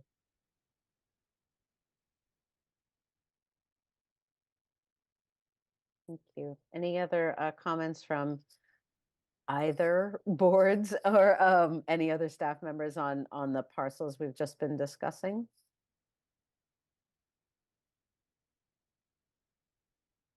Nora, did you have another, did you have an area you wanted to kind of direct us to, or were you looking for board members to kind of start focusing I think, interest? yeah, I'd like board members to, if there's anywhere else in town that you think would make a, great addition to the Mumford district, I'd love to hear it. So everyone had different lists. I know Kate had a very extensive list. So if there was something on your list other than the ones we've discussed so far that stands out that you'd like to take a look at, we can do that. Phil also had a number of properties on his list that nobody else had looked at. Trying to see. So he was looking at some parcels on University Avenue outside of University Station that are current commercial parcels. And he was also looking at a lot of properties on Route 1, like the car dealerships. What else? Parcels, both Phil and Josh, I think, looked at parcels off of the East Street Rotary. They came up on both of their lists as well. So those are also worthy of consideration. I will say from a pedestrian point of view, that's about the worst place in town off of the East Street Rotary. So that does give me a little bit of pause, encouraging housing there because it is so difficult to walk. But if you'd like to see them mapped out, we can take a look at that. The University Avenue commercial properties, my only concern with them is taking them out of commercial use and from a tax perspective and putting them in residential use. The East Street Rotary does have the benefit of the commuter rail station right there, though, right? It does. It has the Russ Craft Road. Yes, it That's does. what I was looking at. So that was, But those are commercial too, right? yeah. Or most of them over there. To me, it struck me just because of the other opportunity for the transportation was East Street, a little bit more advocacy for that in my mind as compared to some of the other parcels that I did list as possible options. Yeah, and can I ask, when you were thinking about East Street, you were thinking about the Dedham corporate stop versus having folks get down to the Islington station? Yes. Yeah, so you could walk to the Dedham corporate site through the Hilton property. And there is a sidewalk, so you can get there by sidewalk. It's actually pretty accessible, I think, from what Yeah. it looked from my perspective. Yeah, And it doesn't have to be in our town, right? Like it just has to be close to Accessible. Yeah. Right. And I suppose it wouldn't be the most pleasant walk, but I guess you could get then from the train station to Legacy Place if you were trying to walk to somewhere commercial. So they're not isolated. There is a possibility. You just can't walk to Westwood.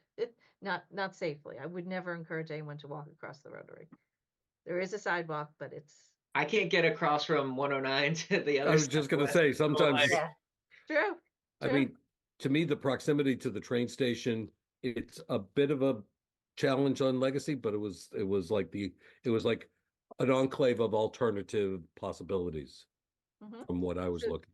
So that you can also take a look at. And let me check my map to see if there are any exclusions on those.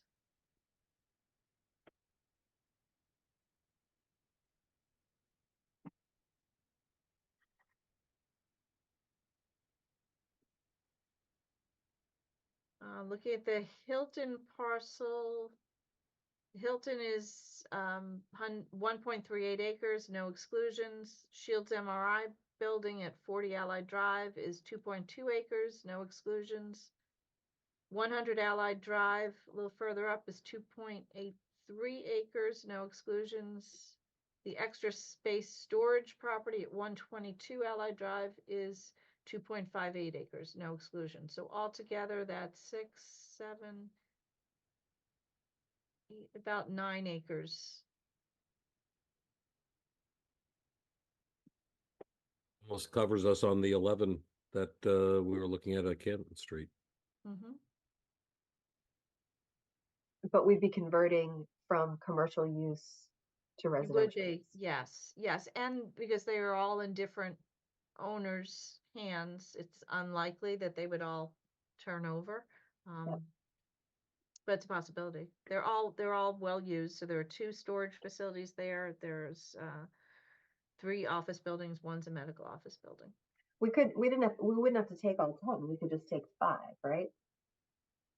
Oh, right. You wouldn't, yeah, you can choose individual parcels. You wouldn't have to rezone every parcel. And then another one I think that came up on, I know it's on Phil's. I'm looking to see if it was on Josh's. No, I don't think it is. I think it was only on Phil's, would be the Meditech building on East Street.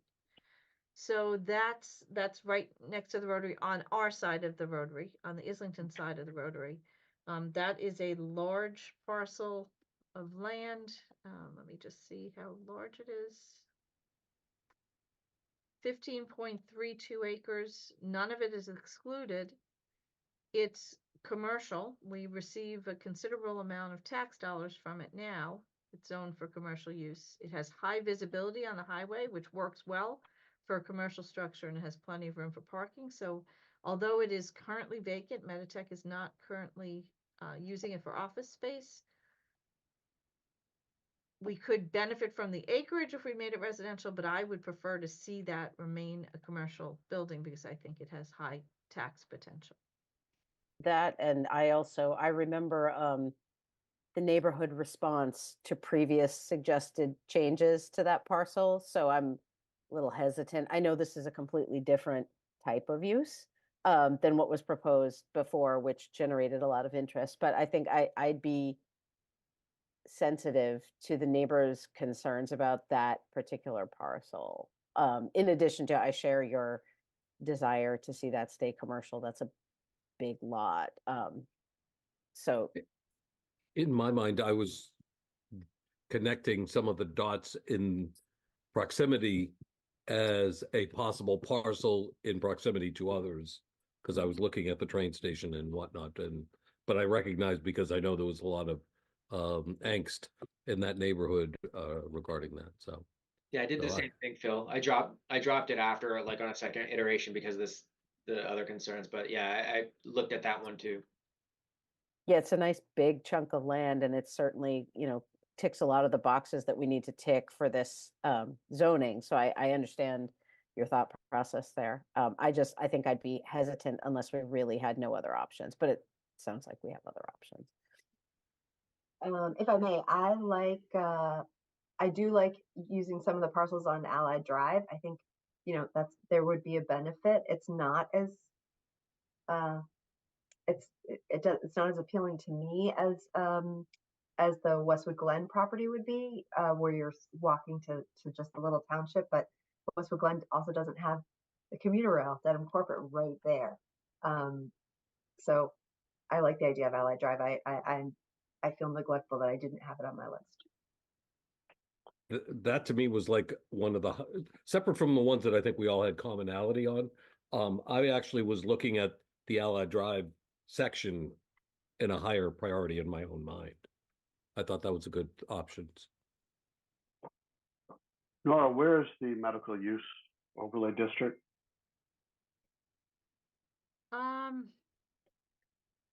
Tal, can you show the regular zoning, and then we can toggle that on? The straight ArcGIS map, not the new one you created for tonight. And by the way, you guys are amazing. Thank you for all this work. Yeah, it is helpful. I give you a Yeah. pile of nothing, and then we have all these pretty. Tal, you are really good, because it really helps looking at these maps. Yeah, You're welcome. this is invaluable. It's really helping me as far as really processing all this two-dimensional stuff that I see in a sentence or in a line. So yes, thank you. You're most welcome. Okay, so Laura, please navigate me. sure. I think are you talking about the substance rehabilitation Yeah. facility overlay district? Yep, that one right there. Just turn that one on, turn the others off.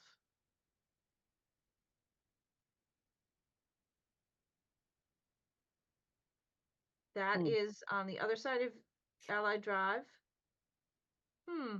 Thought it also did include, no, I guess that's right. That's right. We steered away from 131 East Street. So yes, those 4 parcels across the highway off of East Street.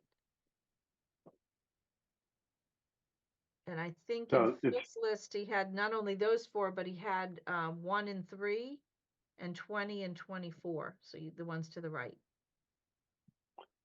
so it's the same properties we're talking about It is. here. Yeah. Could that be seen as like a negative against development there? Is there any like relationship between those two that could get No, us? again, no, that's again an overlay so that if someone wanted to use the land for yet another type of use, they could do that. But it doesn't force anyone to do it, and it doesn't, I don't think, have any effect on Okay. whether or not it's developed for housing.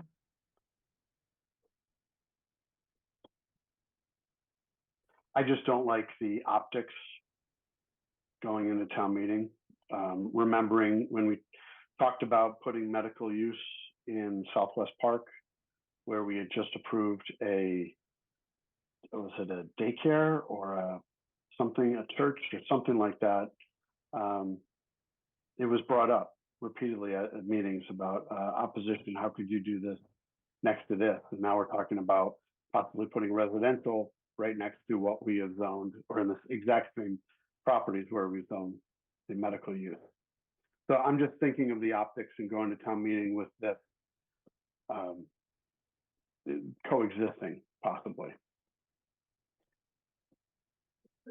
Is there any restriction if one usage actually became used, essentially? Would it impact anything on Mumford, Nora? So, because I don't know enough about what would that do. So you're saying if one of those properties, someone decided they would use it for a substance rehabilitation facility, Right, could you and then then, not use? No, it would still be up to the property owner whether they wanted to still develop housing. There's no the state's MBTA guidelines don't have prohibitions based on what's next door, if that's what you're saying. They don't say, well, this isn't suitable for residential because there's a automobile manufacturer next door, or there's a pig farm next door, or something along those lines. There's a hospital next door. That doesn't have any negative effect. A developer might decide that they don't want to build a housing complex next to a hospital, but that's doesn't affect our zoning.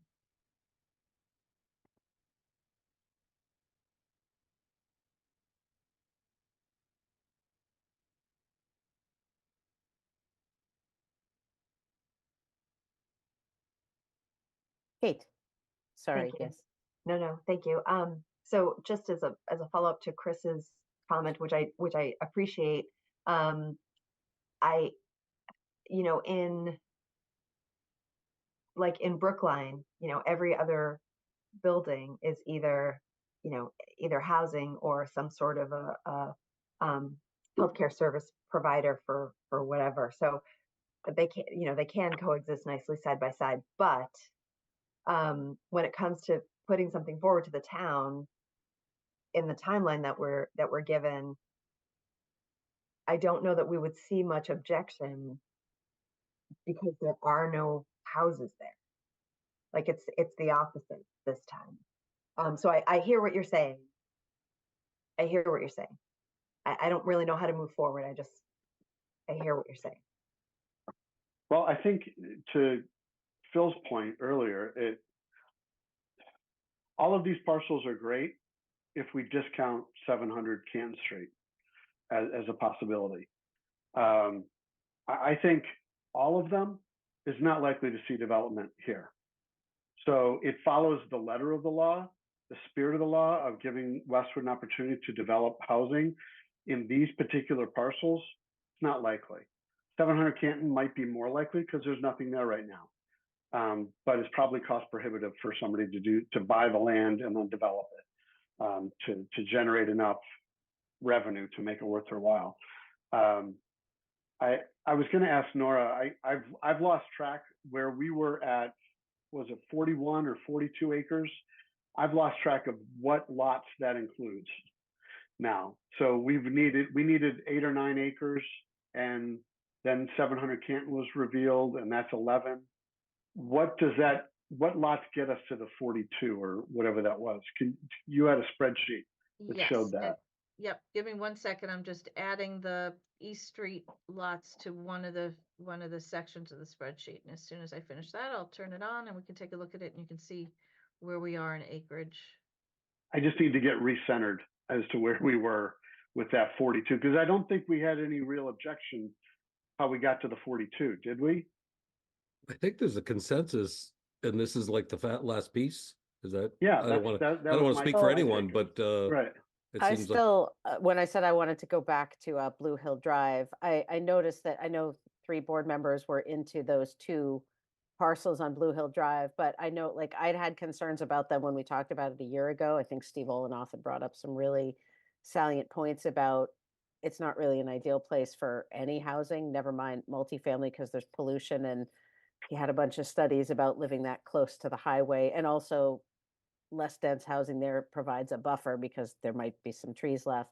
But also to me, like those parcels are in the neighborhood, and I've already gotten some feedback from residents in Blue Hill Drive and Canton Street that had some concerns about this zoning coming into their neighborhood. So I'm sensitive to the potential for, even though there isn't a house on those parcels right now, it is zoned single family residential, it's still in the neighborhood, and that might generate some opposition. So I have concerns about those 2 parcels on 2 fronts. Okay. if we remove those, but then added 700 Canton, and if necessary, maybe put it in Mumford too. Nora, how do the numbers look on that? All right. So first, let me show you. This is with them in. We're at 41.37 acres. If I pull those out, we go down to 39.18 acres. That's without adding anything in. So let me just put those back, and then let's go through some other options that I had. The next option was just including the density, the unit grab from the ground floor residential one, still at the same number of acres, 41 with those properties in, or 39 with them out. Then we move on to we talked about adding the Dunkin' Donuts and the Shell as possibilities. That with those properties in is at 43.37.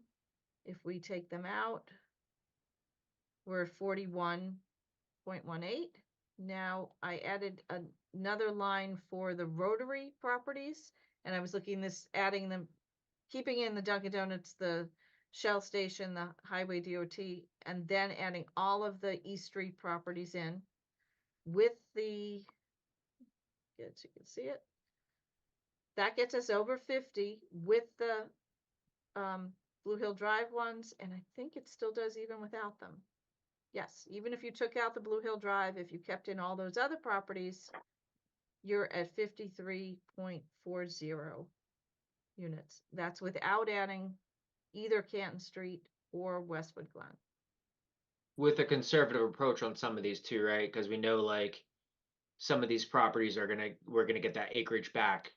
We think we will, like the Brigham and Women's property, yes. And others, we just have to work with the state to find out why they excluded land that they excluded. But I just want to double check my math here to make sure I've got all my formulas right. But it looks like if you expanded the Route 1 area around Dunkin' Donuts and Shell, and then if you added the East Street properties, I think you'd get over 50 acres. I don't know that you'd get the same development benefit that you might get from either the Canton Street or the Westwood Glen property, but I think you would meet the minimum requirements that EOHLC. If is we took out proposing. Westwood Glen and added 700 Canton, what does that look like? So Westwood Glen is not in this one, is it? I don't think it is. Unless I've made a mistake. Let me just double check, make sure I I didn't leave think that those in. numbers are part of it. Am I wrong? No, I don't think it was No. ever in there. Oh, it's not in there. It's not in this one. Okay. So I'm just double checking to make sure I've got this right. Yeah, Phil, you could remove all of the Allied Drive stuff and get all the Right. acreage. Right. I think that there are three options to getting over 50%. One is the Canton Street parcel, one is Westwood Glen, and one is all of the Allied Drive East Street Right. properties. All right, so I think these numbers are right. The formula still doesn't look like it broke anything. So each of those though would get us over the 50 and we'd have essentially compliance. Yep. yes. Is the budget in and shell, is that required to keep over 50 if we included Canton Street? The budget in is here. Do you want me to take that out and see what I'm happens? just thinking those are commercial. All of those are commercial. So Yeah, budget that's in. what I'm thinking. Budget is Yeah, commercial. well, It's low value commercial, and I think it costs the town. In other ways, Okay. more. So all right, that's fair. Okay. I think that's a fair statement from what I've heard. And in services, it costs. So, Nora, I had a question while we're looking at this spreadsheet about unit capacity. mhm. If we were more conservative on the ground floor residential section there, would we still be okay on unit capacity? Because I know there's two separate paths we have to follow here. So there it is with taking out most of the ground floor residential properties, just leaving the Good Plaza and the Mackenzie Plaza. And I think I'd add to that the Dunkin' Donuts, just because they are functionally connected, but that would have very little difference. So yes, you still would have plenty of unit capacity.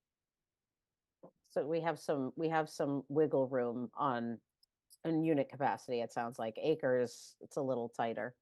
Mm-hmm.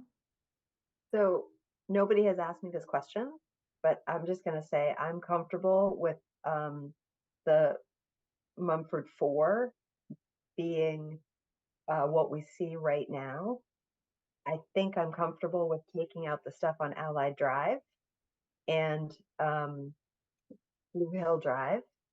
I would love to see Westwood Glen added to the list, as well as 700 Canton. Nobody has asked me my thoughts on those, but that's what I'm saying.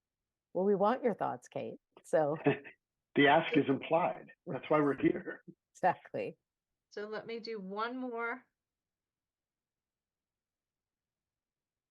spreadsheet that does all the things you just said. So let me just see, you asked to take out the Allied Drive. Yep.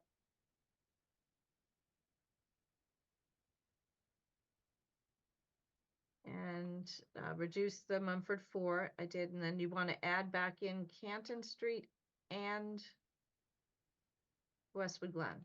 Yep.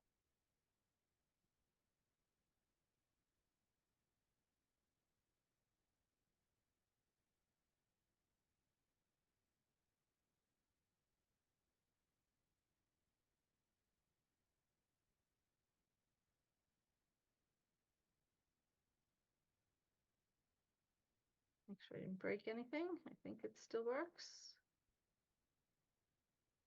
So it's All right, 60 so or that's 51? what that would look like. What's that? I'm having trouble seeing the number. What's the acres? Oh, I'm sorry. Let me make it a little bit bigger. The A little number- bigger would help my poor eyesight. 65, 65. 66, yeah. Ah. Yes, 65.79 acres, and unit capacity would be 1,237. That would also give us a little bit more wiggle room if the state reviews this and rejects some parcels, right? So like we've got a little bit of, we're well enough beyond the 50 acres, I think, we're likely to have something workable. If, I mean, just hypothetically, even if the We're state like- were to say, here's 6 parcels we don't want to allow you to use.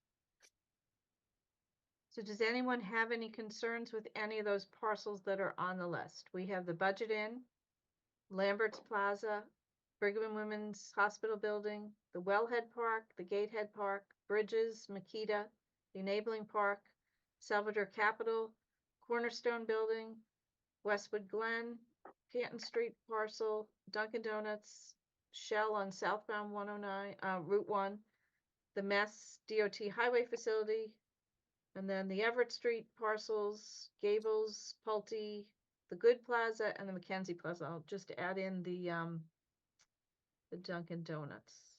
I'll come back to find that. I see several hands. I'll start with Joan. Thank you. I guess I don't understand and don't need to understand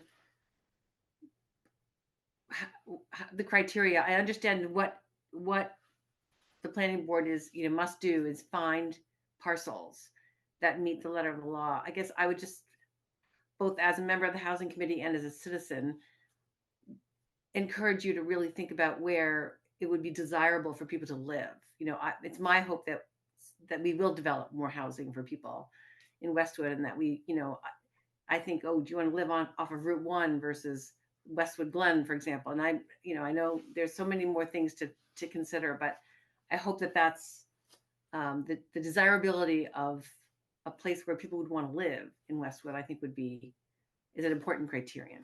So thank you. Thank you. And it's good to be reminded of that. That is definitely, I'll speak for myself, but I think it's fair to speak for the board and staff. That's definitely been a primary consideration when parcels have been suggested. But you're right, there's lots of factors to consider when we're looking at parcels, but desirability is definitely high on the list there. But thank you for highlighting that. Thank you. Thank you. You're welcome. Thank you.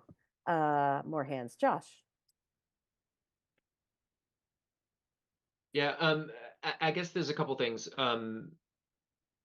I do feel like a bit of the ordinance is being one size fit all. And I have heard a lot of people express concern and complaint about aggressive growth.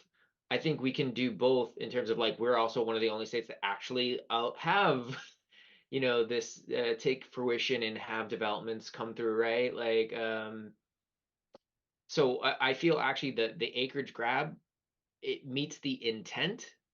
It meets the letter and not the intent, and I'm sort of okay with that, because we can always continue to grow this. This doesn't have to stop here, right? Like, we can still change zoning in the future. But I guess going back to earlier comments around, like, we also have to make this work, and if we're also worried that any one of these is gonna face significant opposition or present a concern, like, maybe we hold and, like, look at phase 3 of doing this. So I do have a little bit of worry about Westwood Glen. I think that we're making a lot of headway with a lot of the other parcels, a little bit with the Makita parcel as well, but not a ton, just given the fact that, like, it is a commercial that is generating revenue. But I mean, overall, I think we're heading in a great direction. So Thank you, Josh. Chris. I think Phil had his hand up before me, just to be fair. Thank you. That is magnanimous. Phil. Chris, that was very gentlemanly of you. My evening commute notwithstanding, I'm going to advocate for something which I think is it's primarily within the intent of the law, which is the access to commuter ability and transportation, which is partly why I'm going to come back to Allied, because I am one of those denizens of the commuter rail and live on the trains. And sometimes it can be nightmarish, as is indicated by my late arrival tonight. But I'm concerned a little bit. I'll echo Josh on Westwood Glen. I'm a little concerned about this being only considered as kind of a static document as compared to a dynamic document where or as an opportunity for growth in the future, but we got to get it right and got to get it right this time, in my view. So I guess that, to me, I would advocate subtracting Westwood Glen, going back to the Allied and 700 Canton. If we want to incentivize 700 Canton, I again say maybe we want to look at putting it in Mumford too, and putting it 20 units as a higher density may cause it to be more attractive for someone to be able to do that. I just think that that section in the Allied area is a good possibility, and I don't think that we would have as much possibility of problems with Westwood Glen. So that's my views. All right, I'm going to try and show that so you can see what that looks like. Thank you.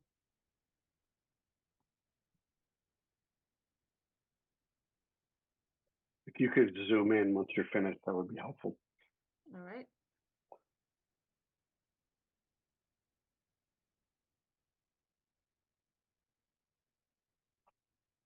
So that gives us more capacity stock, but doesn't change the Sorry. acreage, right? It just gives us Allied Drive back. Well, it gave your Allied Drive back, and it added 700 Canton Street, so it does change the acreage. Yeah, it gives a So you it gives end a up with cushion. 60. So for comparison, so this is I'm just gonna rename this so I don't lose track of them. So this is Bill's proposal versus Kate's proposal.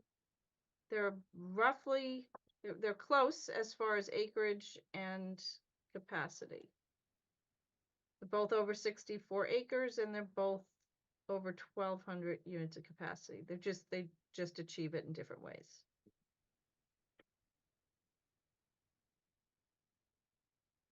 Very different philosophies. So one has the Allied Drive and Canton Street at high density. One does not have Allied Drive.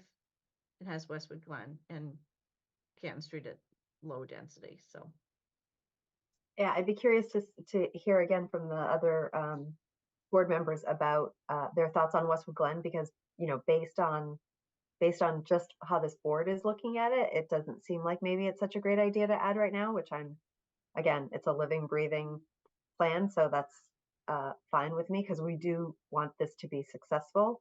So yeah, curious.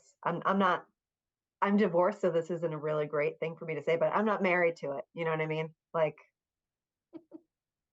there's time for things to happen at Westwood Glen. Thank you, Kate. Yeah, I'm less torn about the idea of Westwood Glen in general than I was earlier based on Amanda's feedback, but I am sensitive to the concern about how it would be received at this juncture as far as trying to get this article through town meeting and stay in compliance by the end of this year, which sounds like it's really far away, but it's really not. So I see both sides of that. And I am also interested to hear what other board members think about the concern about bringing it forward now. And I see Chris has his hand up. Yeah, Westwood Glen makes perfect sense if we didn't need it this town meeting. It's the perfect place to do what we want to do, but we can't afford a visceral opposition at town meeting where we lose it all because of Westwood Glen. So I think it works for everything except town meeting. Completely echo that, Chris. So I would be in favor of doing it later when it's not absolutely needed, and we can try to go through an education of the current residents there, and the abutters. I had a couple other thoughts.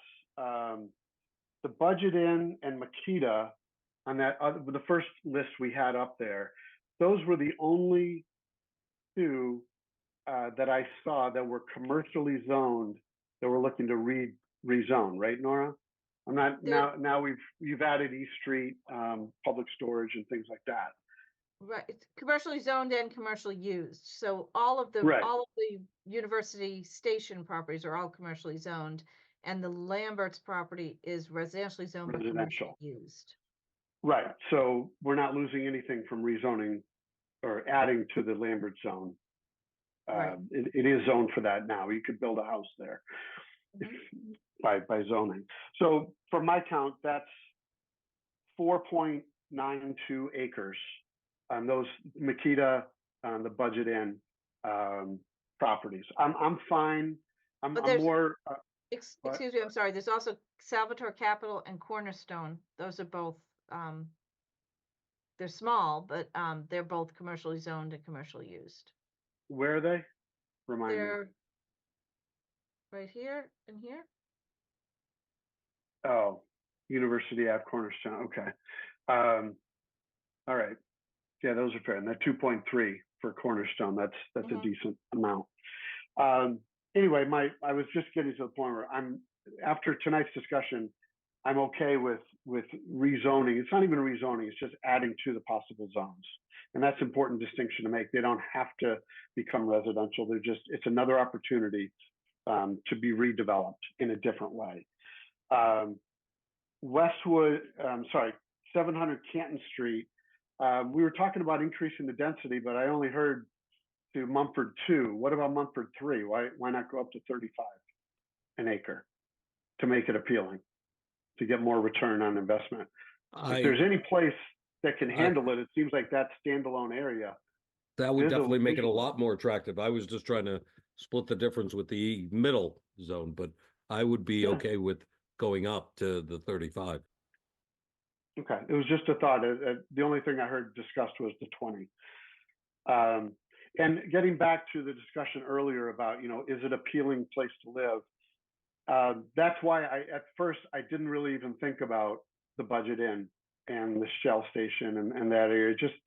I didn't think of the connectivity, if at all available, to the neighbors behind, if there's a way you could get a footpath, because otherwise you are locked there with Providence Highway if you don't have an alternative access for kids on bikes or walking or whatever to the neighborhood behind. So, and now I know we can't necessarily dictate that right now. That's not the property we're talking about. But that's one of the reasons I didn't even consider that, because I thought who would want to live there and therefore who would want to build there. But who knows, maybe 02090 has its own draw and they would still move there. Another reason, I didn't even think about Allied Drive till tonight. But the more I think of it, I think it's just a land grab. And if we don't need to grab it right now, I don't know why we would. Just to grab numbers. And that's why I was asking if we could get more back to square one of numbers of where we are on the acreage count. But it looks like we're at 64, 65, given all of these properties you had up there. Say again what you'd pull off, and I'll sorry. Pull up Allied Drive. Is that what? I would pull off Allied Drive, and I would see if I needed the Budget Inn, just because.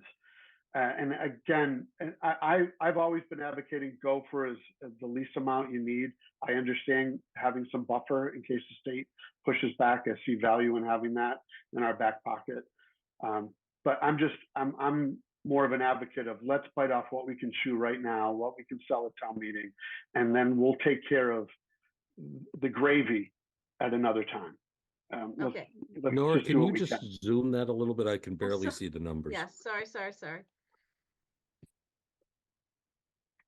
All right, so that still, you're just barely above 50, 51.39, and capacity of 1,077 units. So Okay, the path plan has 51.39 without taking back the 90 to 100 Brigham Way that we think gets us 0 acres right now, could potentially get us 0 acres. Right, that's right. Is 700 Canton on that? Yes, I see it now. Sorry, Mumford 2. It's in Mumford 2, but you were talking about putting it at the 3. It really doesn't matter though, does it? That just changes have the plenty unit of count. capacity. We got plenty of capacity on this. Right. Yeah, and I'm strongly against trying to push that up to 35 acres. Like, there's a lot of density in that area. I don't know. I'm fine at 20, but like going up to 35, I'm not comfortable at that level. I wasn't necessarily advocating, Yeah. I was just bringing it up. It hadn't been brought up, I don't think. Yeah, no, I like this. I think it makes more sense to try to redevelop budget in, and maybe take off Makita to get more of that that raises it to that 50 mark. But I think we're in a neighborhood that makes sense. Let me do that. One more option. We're just cutting it really close. Okay. We're getting on the razor's edge. Okay, so let me put it back. So you wanted to put budget in back on, take out Makita Yeah, and Allied Drive. yeah, we could take off Allied Drive because we're already there. If we put in 700 Canton. Oops.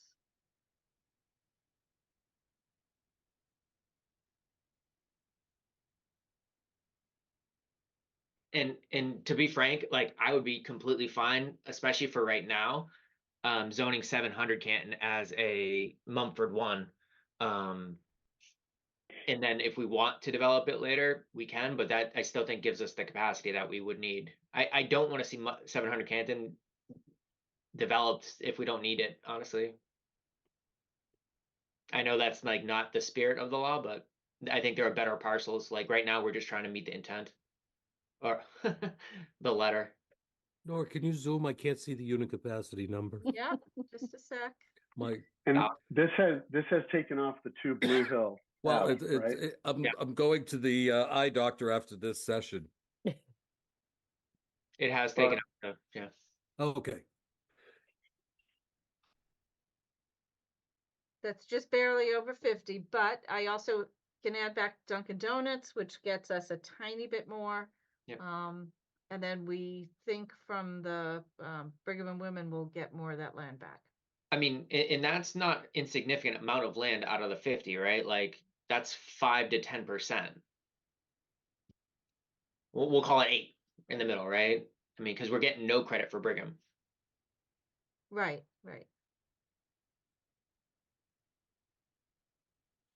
Or could you add Duncan, and then we'll see where we're at.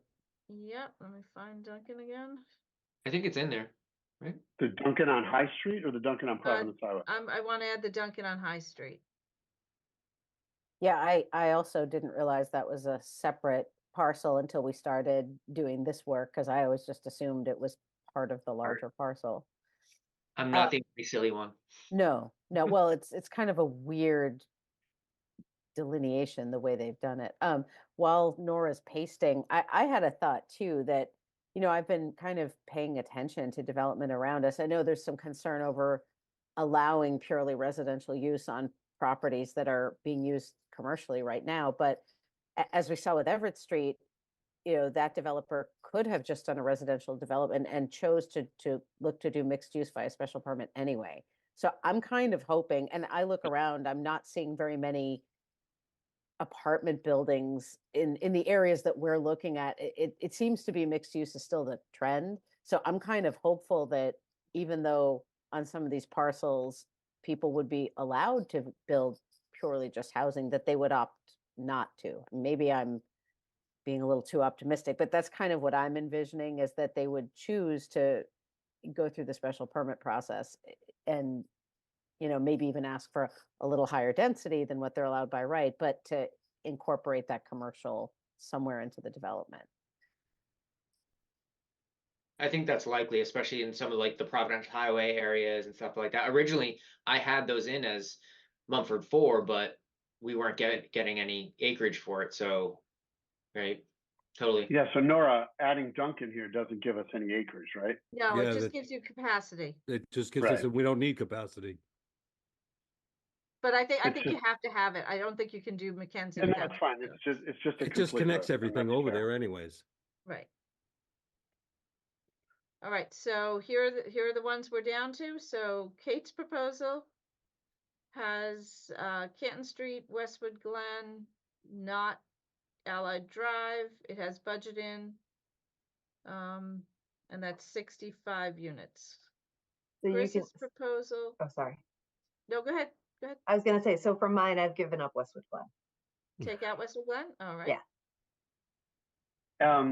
As we're going through this, I think it's important to remember, last time we went for the first iteration of this, we reported to FinCom that we were in consensus, that we were unanimous vote as a board. So I think it's important, as we're looking through what our proposals are, maybe we can come to an agreement. So we can report that the planning board is unanimous with this proposal. So I think that the goal tonight would be to narrow down to a list that everyone thinks they're comfortable with, and then take some time to think about it and come back on the 13th, and then give residents who may be listening tonight but are not also prepared to weigh in, have an opportunity to weigh in as well on the 13th.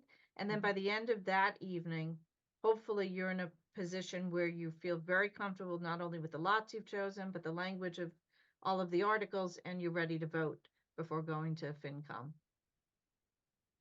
I All right, think so- that is a good way to Echo that. proceed. Yeah.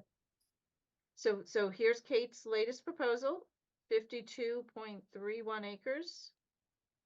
Chris's proposal, 51.39 acres. Josh at 50.31 acres.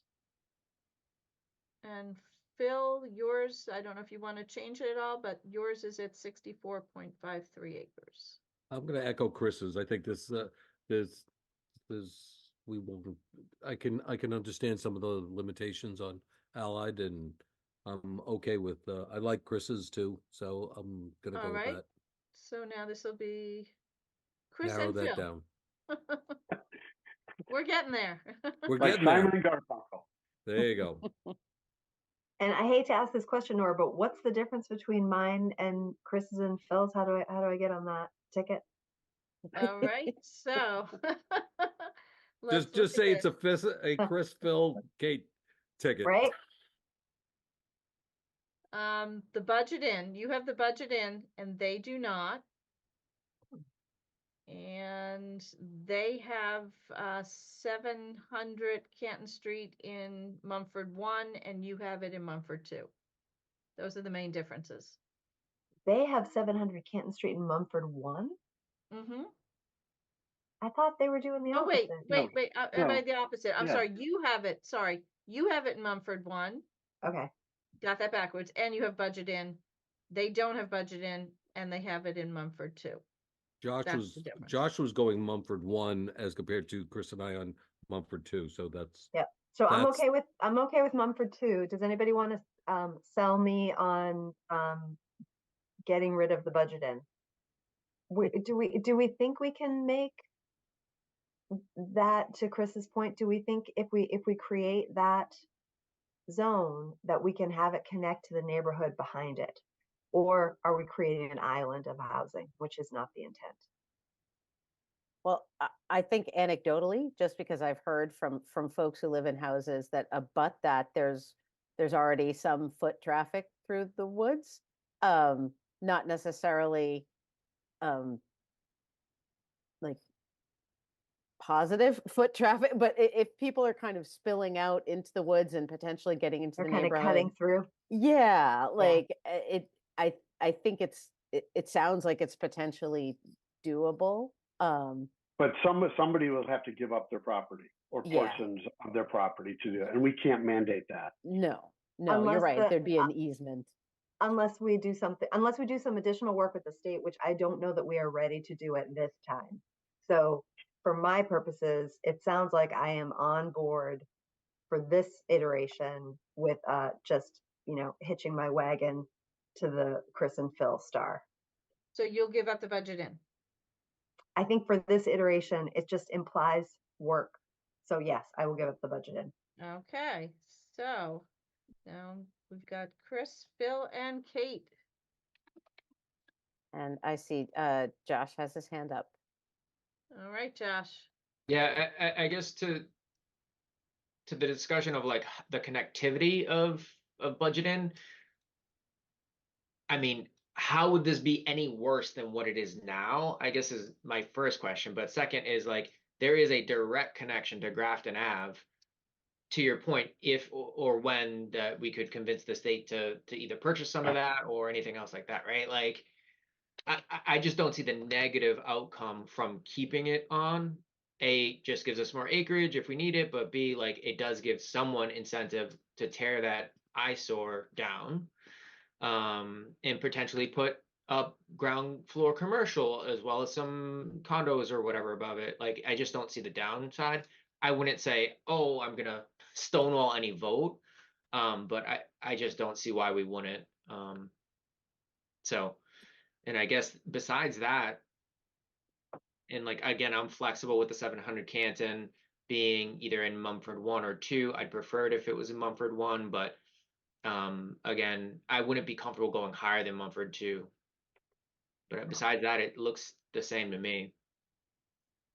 Okay, so those are the primary differences. I think in Josh's, the budget in is in, and Canton Street is in number 1. The other one, the budget in is out, and Canton Street is in number 2.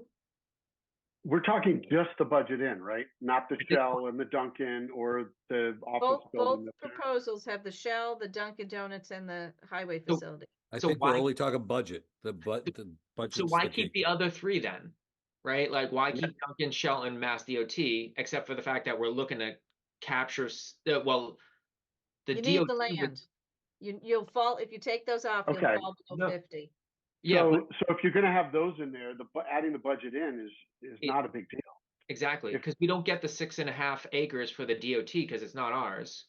So that we lose 2 acres total from the Shell and the Duncan, but we have the same exact problem, right? Yeah, Yeah. so I think it's more desirable. The Shell is the same as the budget in, is the same as the Dunkin', is the same as the office building. Yeah. They all Agreed. have the same problem. If you don't have connectivity, it's going to be hard to develop it. When I learned zoning, I learned if you're zoning for it, plan that you have to assume there's going to be something built there. Yep. To accommodate that. I know it doesn't always work out. In fact, it rarely works out to be that way. But that's the underlying thinking right now that I have. So yeah, I guess I didn't realize the Dunkin', the Shell, and the is the office building on there on Providence Highway? I think that's actually, I was looking and trying to figure out why I have this, why is it different? Is it part of the Dunkin'? I was just lot? going to say, isn't it part of Duncan, Nora? So The office building is on there. Let me just find it. It's the Salvatore Capitol. I guess the other Behind Providence Highway. Oh, it's already, so it's 2 lines It's on above in Duncan. both of Yeah. them. Okay. I'm So, trying to yeah, figure I out guess- why. So Josh's proposal has the budget in, Chris, Phil, and Kate do not, and yet Chris, Phil, and Kate have higher acreage. So I've got to look through these numbers Oh, no, to that's find out probably- why that is. But we all have the Dunkin', the Shell, and the Salvatore Capitol. Yes. on You the do, list. and Yes. I think the difference is Josh's doesn't have. No, Josh's does have. Makita, ones. right? Oh, Makita. Makita, is that what it is? Makita's Yeah. 2 Yes. acres. Yeah. isn't it? Yeah, it's Makita. Yes. Yes. It's Makita. Okay. So in exactly to your point, Chris, like, if somebody were to purchase Shell, Duncan, Salvatore, and budget in, like, that starts to become like a conversation for somebody to actually, like, hey, I could put something maybe good together and put some pressure on Mass DOT to make some sort of connectivity. Like, that looks like it could be developable, but any one of those or even 2 of those unto itself is like sort of just capturing. I agree. Well, you're in the same problem you have at Washington Street near Islington. Yep. If they don't all sell together, it's Yep. going to be really hard to develop something significant. Yep. And if somebody buys all that land right off of 128 right there, I honestly don't know that, multi-use or multi-family use is going to be the top of their mind. It's commercially zoned right there. They could probably make more money doing a commercial rather than the multi-use or the multi-family. Mixed But the use. mixed use might be of interest. I don't know what the. It current- might be. It might be. I don't know. It depends on what they're proposing. For it's a perfect spot for the Shell, you know, the gas station right off the highway. So they may never sell after that refurbishment. It might be a cash cow for them. I have no idea. Right, but again, we're looking to zone, not develop. Right. No, I know. So I'm fine keeping them in for acreage reasons. I don't like changing commercial, but if we're going to change some commercial, that's more appealing to me than Allied Drive to So- redevelop. So you're saying budget in or budget out, Chris? Oh my I'm God. saying if we're keeping the Duncan and the Shell, it's pulling that out. The budget in is pointless. Just So- keep the budget in and do the whole lot of I mean, I hear Josh's property. arguments and they're pretty good. Yeah, no, it's fine, and we need the acreage, as we're pointing out right here. You take all those out, and we're under 50. Right. So if I may, Yes. I just want to say there is a risk with this that there's a perception that we're trying to put multifamily into a very undesirable location. And so if we're talking about risks at town meeting, I believe we have to have a very good story and plan for how this isn't just putting barriers up for people to become full residents of Westwood, if you understand what I'm saying. So Right. I hear you. But we're also looking at very desirable other areas. So what we're doing, we've been forced into a corner by the state with this acreage thing. And we're trying to find. Phil, sorry, Chris, I totally get what you're doing. I get what you're doing. No, what I'm doing is formulating the counter argument. Yes, I can see where you might think this is an undesirable area, but 700 Canton Street is right next to University Station, and these other areas, Lambert's Plaza, it's already zoned residentially. You know, all we're doing is adding one more little layer to this. I hear what you're saying. I don't think there's a way we get to 50 acres without having some undesirable addresses here. I don't think it's possible. Yeah, I hear you. I think, thank you God I'm not the chair. I think Ellen and Nora and Elijah are gonna have to, shine their shoes and really help people understand what we're trying to do here, because that is a touchy parcel and is representative of people either, I think my opinion, people either feeling like they're treated well or like they're not treated well. And so it's something to be sensitive to. I can share my thought process on why I thought the budget in would be a good choice. It wasn't so much thinking about the location. I do think, Route 1 access is not a bad thing. And I've driven up and down Route 1 and I'm seeing more housing being built along Route 1 in other towns too. So it's not without precedent. I can see why people would see that as undesirable. But when I look at the budget in, it's mainly being used as housing. It's not really where business travelers stay. It's kind of being used as longer. What's the difference between Blue Hill Drive? You know what I mean? It's not okay to put them at the side of 128, but it's okay for multifamily here. Put them on Route 1. That's a good point.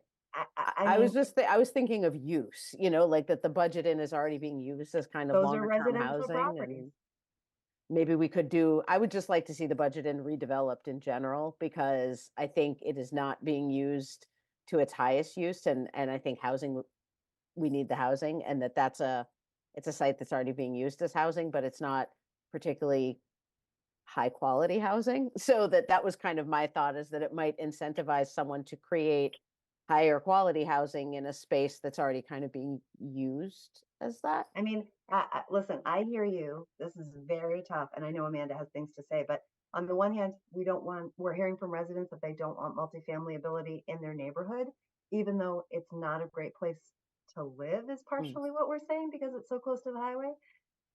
But then we're saying, hey, this other spot is great. And by the way, I think there's no bad place to live in Westwood.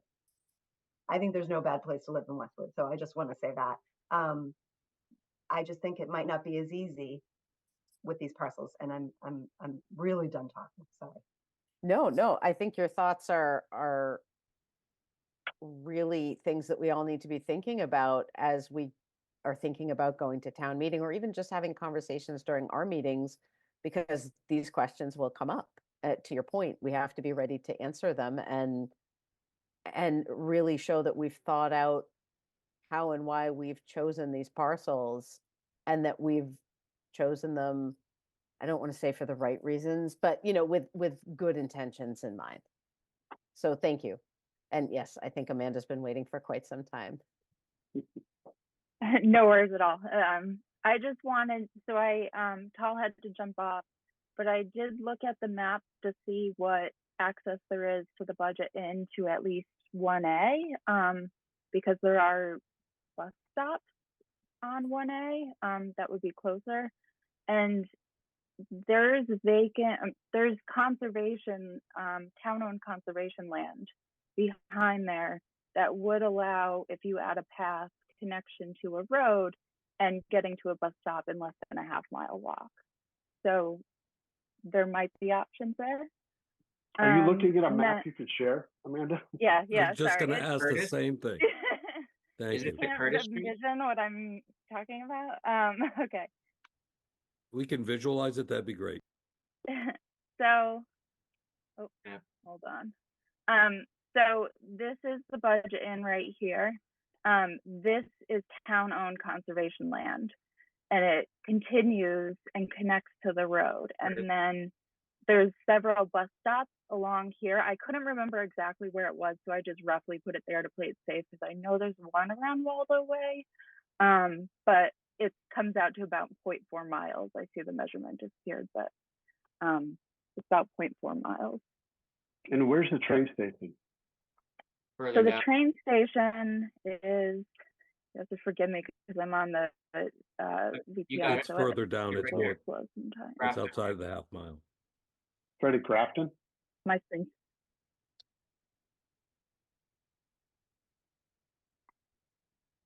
It's frozen. Hold on. It's right at Okay. Grafton. Yeah, I went too far. Sorry. Yeah. Okay. That's right where that box it was, is. Yep. Yep. so right in here. Yep. The official access side is on the Carroll Ave side, but you can access it from Grafton too. Okay. So So it's not direct as is, but you could get to the train station. yeah. You could like a walking path through the state highway facility. If we were able to get an easement across the back of the state highway facility, we could get a path directly to the train station. And it would Yep. probably be Yeah. within less than a half mile. If you It had is, the it's path. well less than a half Yeah. a mile. Yeah. So even if the state's not looking to redevelop that parcel, which I would hope we could encourage them to do, but even if they're not looking to redevelop it, maybe they would be willing to give us an easement for a path. And then the other thing I'll add just about the budget I'm going to stop my screen because it slows the computer down. Yes, it is used as long-term housing, so there is definitely a pro to turning it into housing. The other thing to consider, and I'm not pushing you one way or the other because I think it's one of those like you win some, you lose some either way. Most of the people that are residing in motels or hotels as their permanent as their long-term living situation are people that can't qualify for other housing. And I don't mean just affordable housing. It could be that they have an eviction on their record, so they can't get a lease anywhere. There's a variety of circumstances. They might not be able to pass a credit check, things like that. So yes, it would be awesome to turn that into housing. And I am not necessarily opposed to that either. But there's a reason people live in hotels. Got it. No, thank you. That is also a helpful perspective that I'm going to go ahead and guess most of us weren't really thinking in those terms initially. So yeah, there's pros and cons to a lot of these parcels that, there's a trade-off. We gain something, but we potentially create a void in the same instance if something were to get developed. Again, we're just talking about potentially zoning, but to Chris's point, whatever we zone, we should do so with the intent or with the idea that something will get built there at some point. So where are we at with those spreadsheets, Nora? I know we had like the PAF plan and we were approaching consensus, but I'm not sure. I think we're getting there. I Okay. think the tab so- is now the Chris, Phil, Kate, Josh, and now we're adding Ellen. Madam Yeah, Chair, I apologize. Can we take a quick bio break? absolutely. I'm so sorry. No, not at all. Absolutely. Is, a couple minutes, is that 2 minutes, is sufficient? that okay? 2 minutes, Thank you. absolutely. Thank you. All right, so do I need to do anything formally, Nora, or just kind of say we're No, gonna no, pause? that's it. We'll just pause.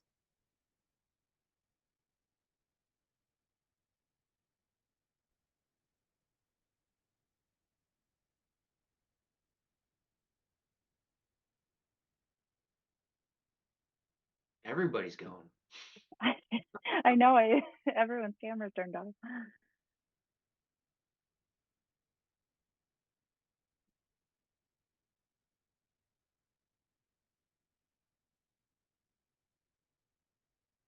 And Joan and Mike, thank you for staying on. I know it's late. It's fascinating, and I'm just gonna say I don't think I will ever run for planning board. What a tough job. Come What a on, tough Joan. job. Oh my gosh. Wow. We need you. Yeah. It's fascinating and challenging. So Yeah, I find this topic to be like super interesting because like we're trying to, I think all of us actually on the board are very committed to increasing affordable housing and more housing for everybody, but it's like at a pace that makes sense. I think that's the hold up right now. I think honestly, I'm probably one of the most liberal conceptually around this topic, and I think there's something to be said with the methodical approach of like phasing it in. So yeah, no. As I said, I'm new. I'm learning. I'm in serious learning mode. So it's so helpful to be here and no, learning about it. And it's not like just let's just do this. There's so many parameters, and it's a lot.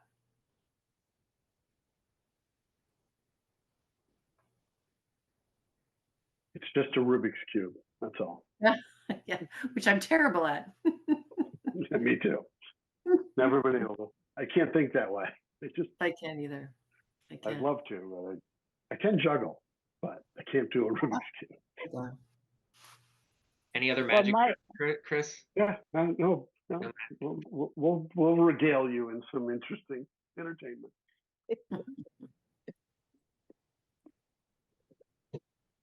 All right. I think we're just waiting on Nora.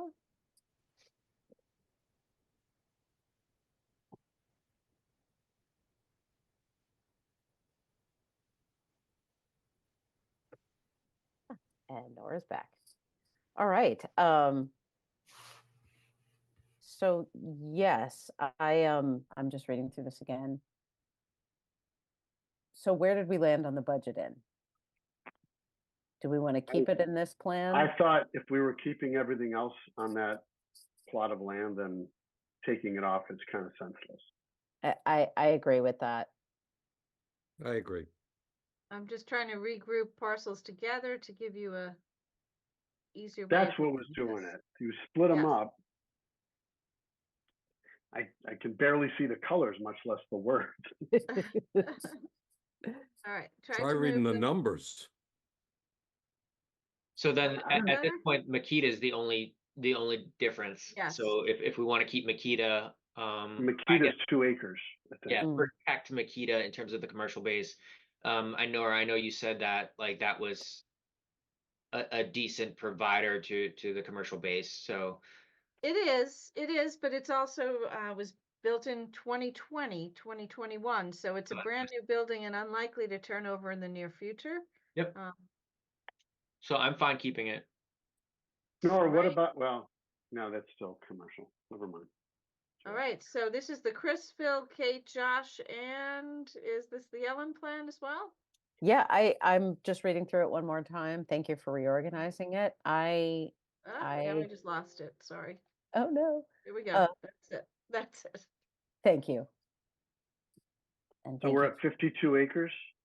52.31 acres and 1,092 unit capacity. And what was the unit we were shooting for?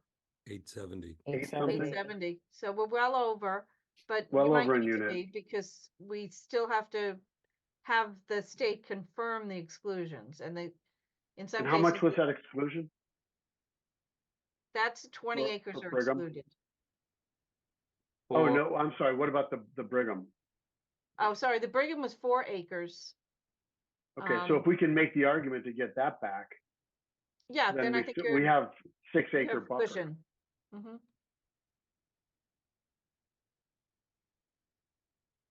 But there are some parcels that the exclusion could be greater than they have it listed because their mapping isn't really up to date. I think we did learn that they have some things that are just not right. Mm.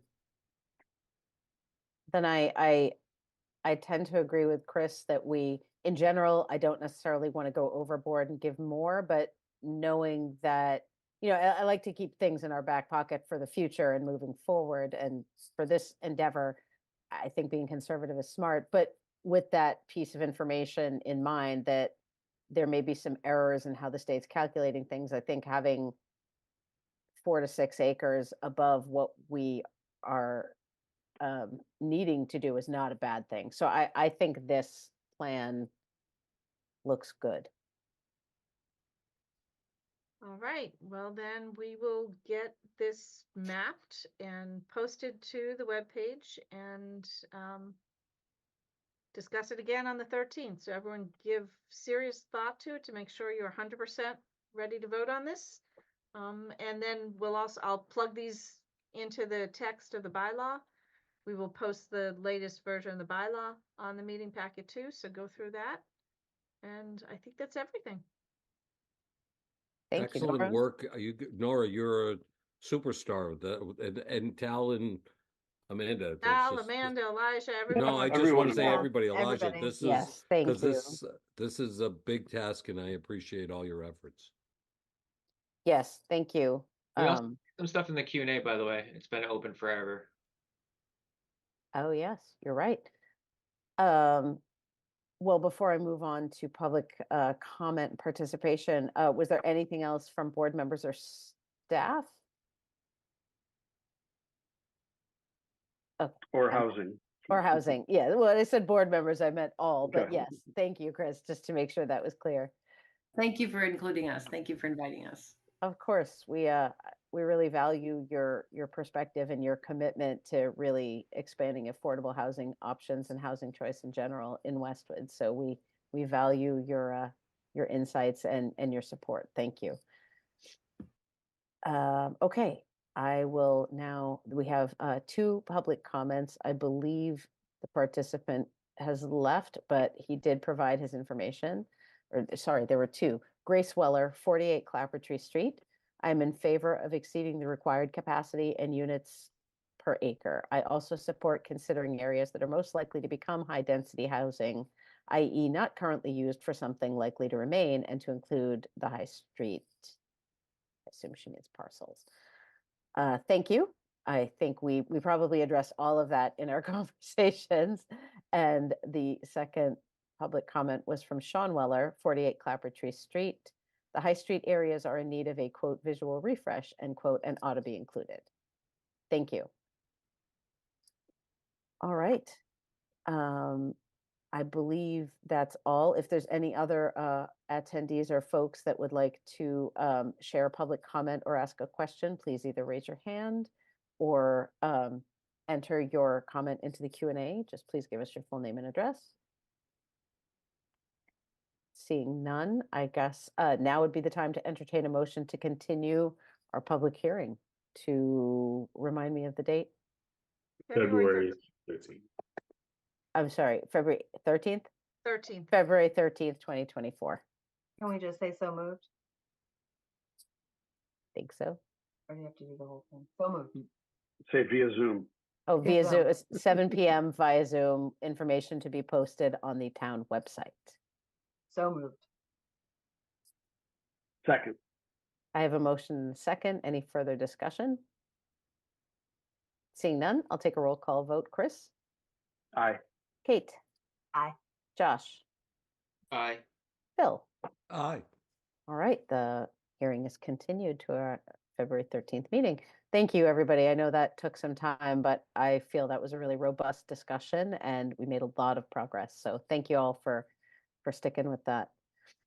All right, our next agenda item is the approval of meeting minutes from January 1st, 2024. Did everyone get a chance to look at the Not minutes? January 1st. Sorry, January 9th, 2024. Thank you. Did everybody get a chance to look at the minutes? Did anyone have any comments or addendums? No comments. None. Same. I move that we accept the meeting minutes as presented for January the 9th planning board meeting. Second. I have a motion and a second. Any further discussion? Seeing none, I'll take a roll call. Chris? Aye. Kate? Aye. Phil? Aye. Josh? Aye. I vote aye as well. Motion carries. Next on our agenda are updates from agency and committee representatives. Has anyone been to any meetings or have any updates they would like to share? Yes, we had a pedestrian and bike, formerly the Pedestrian and Bike Safety Committee. I'm not sure what our current name is. We had a meeting last week. It was well attended, and we're happy to see that the working group for the Canton Street Sidewalk Project is moving forward. That was pretty much it. Thank you. Anyone else? Financial long-range planning met last week. I was unable to attend, but I watched the meeting on Westwood Media Center. And it was pretty much Nora giving an update and explanation of the tax rate or the tax, rate changes, and also the commercial development, climate, and landscape in Westwood. So it was very helpful for that group to hear that, to have a fuller understanding of where we lie as a commercial entity. So Nora, you could probably sum it up very quickly, I'm sure, but it was very helpful for me to really understand why the residential taxes have been altered so much in just 1 year. Thank you.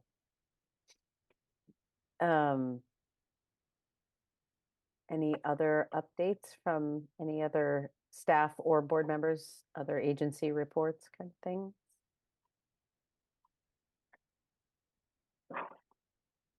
Well, I've been to a couple of meetings. I virtually attended the TRIC meeting. It was a couple weeks ago. Sorry, everything's been a blur lately. And there was a lot of discussion about sharing. It was interesting. There were a lot of, excuse me, a lot of our neighbors are trying to get their GIS mapping going. And, I mentioned that we actually have a staff member who does that, and they were all, wow, like that. I guess most of our neighbors, even some of our larger communities, do not have a full-time staff member who's doing that work, but they're trying to get it going either with consultants or looking to hire someone, because I think everybody is seeing how important having those mapping tools are for planning and whatnot. There was also a lot of talk about the MBTA zoning, and a lot of our neighbors are working really hard. They have nothing on the books right now. They're getting their drafts, and they also need to be compliant by the end of this year. So I had suggested that they should look at the bylaw, even as written, that we're still working on expanding it, but that a lot of them were just using the boilerplate text from the state. So I suggested that they look at our bylaw, because we really put a lot of thought into it. And that I said I was very proud of the amount of thought that our board had put into it in our town, as far as, making sure we include affordable and making sure we include multi-bedrooms and that kind of thing. So they were all really excited about that. And I think some of our neighbors will be looking at at what we've done for inspiration about what they can do beyond the boilerplate. So that was interesting. And then, as Kate mentioned, the Canton Street working group, we had our first meeting, and that was really just an organizational meeting. Steve Rafsky and Marianne LeBlanc Cummings are going to be co-chairing, which I think is good. I like that there's some of the planning background involved in the leadership there, because I think that's really important as far as having some of those conversations and directing the working group. And we have a meeting scheduled for next week, so I'll have more to share at that'll be our actual first working session. So I will have more to share at our next planning board meeting. Yes, Elijah. Yes, so I guess some updates as it relates to the climate, the CRS plan, the climate action plan that we're doing. We had been looking into transit options to kind of reduce the single passenger vehicle reliance in the community and surrounding communities. We actually last week were able to submit a application for a MassDOT Regional Transit Innovation Grant. This would potentially bring a microtransit option. We applied with ourselves, Westwood, Norwood, Dedham, and Canton. And the idea is to add something similar to a ride share, but you'd be able to request transportation in and around the region, particularly to connect like that last mile for the T stops or the commuter rail stops and different areas around town, whether it's governments, buildings, commercial areas. And really the idea is to make sure that we could have an idea of what the needs are in the community, if there is an actual use a real use for the system, the microtransit grant that we receive, hopefully. If we get that, then we can look at potential fixed route systems and be able to look at creating routes in the community. And it's something that Nora had mentioned that Westwood, Dedham, and Norwood had been looking at for many years, and so we're hoping that this comes to fruition. We applied, and they will be updating us with a potential possibility for the grant. I think in April, around that time, they'll be announcing. So yeah, the pilot would be for about a year's time, and then we could see if there's funding for more to come. Excellent. That's really exciting news. Thank you. Oh, excuse me. Anything else anyone would like to share? All right. Then our next agenda item are general miscellaneous updates and administrative items. We have upcoming board meetings for this board, February 13th, 2024 and March 12th, 2024. We also have the FinCom initial public hearing coming up February 27th and 28th, if needed, 2024. Were there any other administrative updates? I just wanted to mention that there are some documents for signature by the board. The notice of decision for 384 Washington Street, as well as the A&R plan for 800 Clapboard Tree Street. So please sign them at your earliest convenience. Thank you. Okay, well, that is the end of the agenda. So if nobody has anything else that they needed to share, I would entertain a motion to adjourn. So moved. Second. I have a motion and a second. Any further discussion on adjournment? Seeing none. I'd like to know why does Kate sound so disdainful when she says it like that? No, she always smiles when she makes this motion. I'm You just start- so You start relieved. laughing every time we get to the end of the meeting. I feel so bad. But we did it, you guys. We made it through another meeting. We made it through. We made it through a large topic meeting, and like I said, I meant it. I feel like that was really productive conversation and really educational for me. I appreciated that Yeah, and discourse. would have been impossible without the support of the staff. So just a terrific Absolutely. process. Yeah. Yes. Totally agree. Totally Yes, agree. all the prep work and the spreadsheets and the maps. Thank you. Any Roll call further- vote. Oh, sorry. Roll call vote. Yeah, there's no further Roll discussion call on vote. adjournment. I was going there. I and just then- wanted to make sure you weren't getting off track. Wow. No. Call no, the question. Call the just- question. Just Call making sure there's no further discussion because I was actually taken aback. There was Call further it. discussion on adjournment. I will now take a roll call vote. Chris, Aye. Kate, Aye. Bill, Aye. Josh, Aye. and I vote aye as well. We are adjourned. Thank you, everybody. Thank you. Have Good a night. great night. everybody. Thank you, Take care. everyone. Bye. Good night.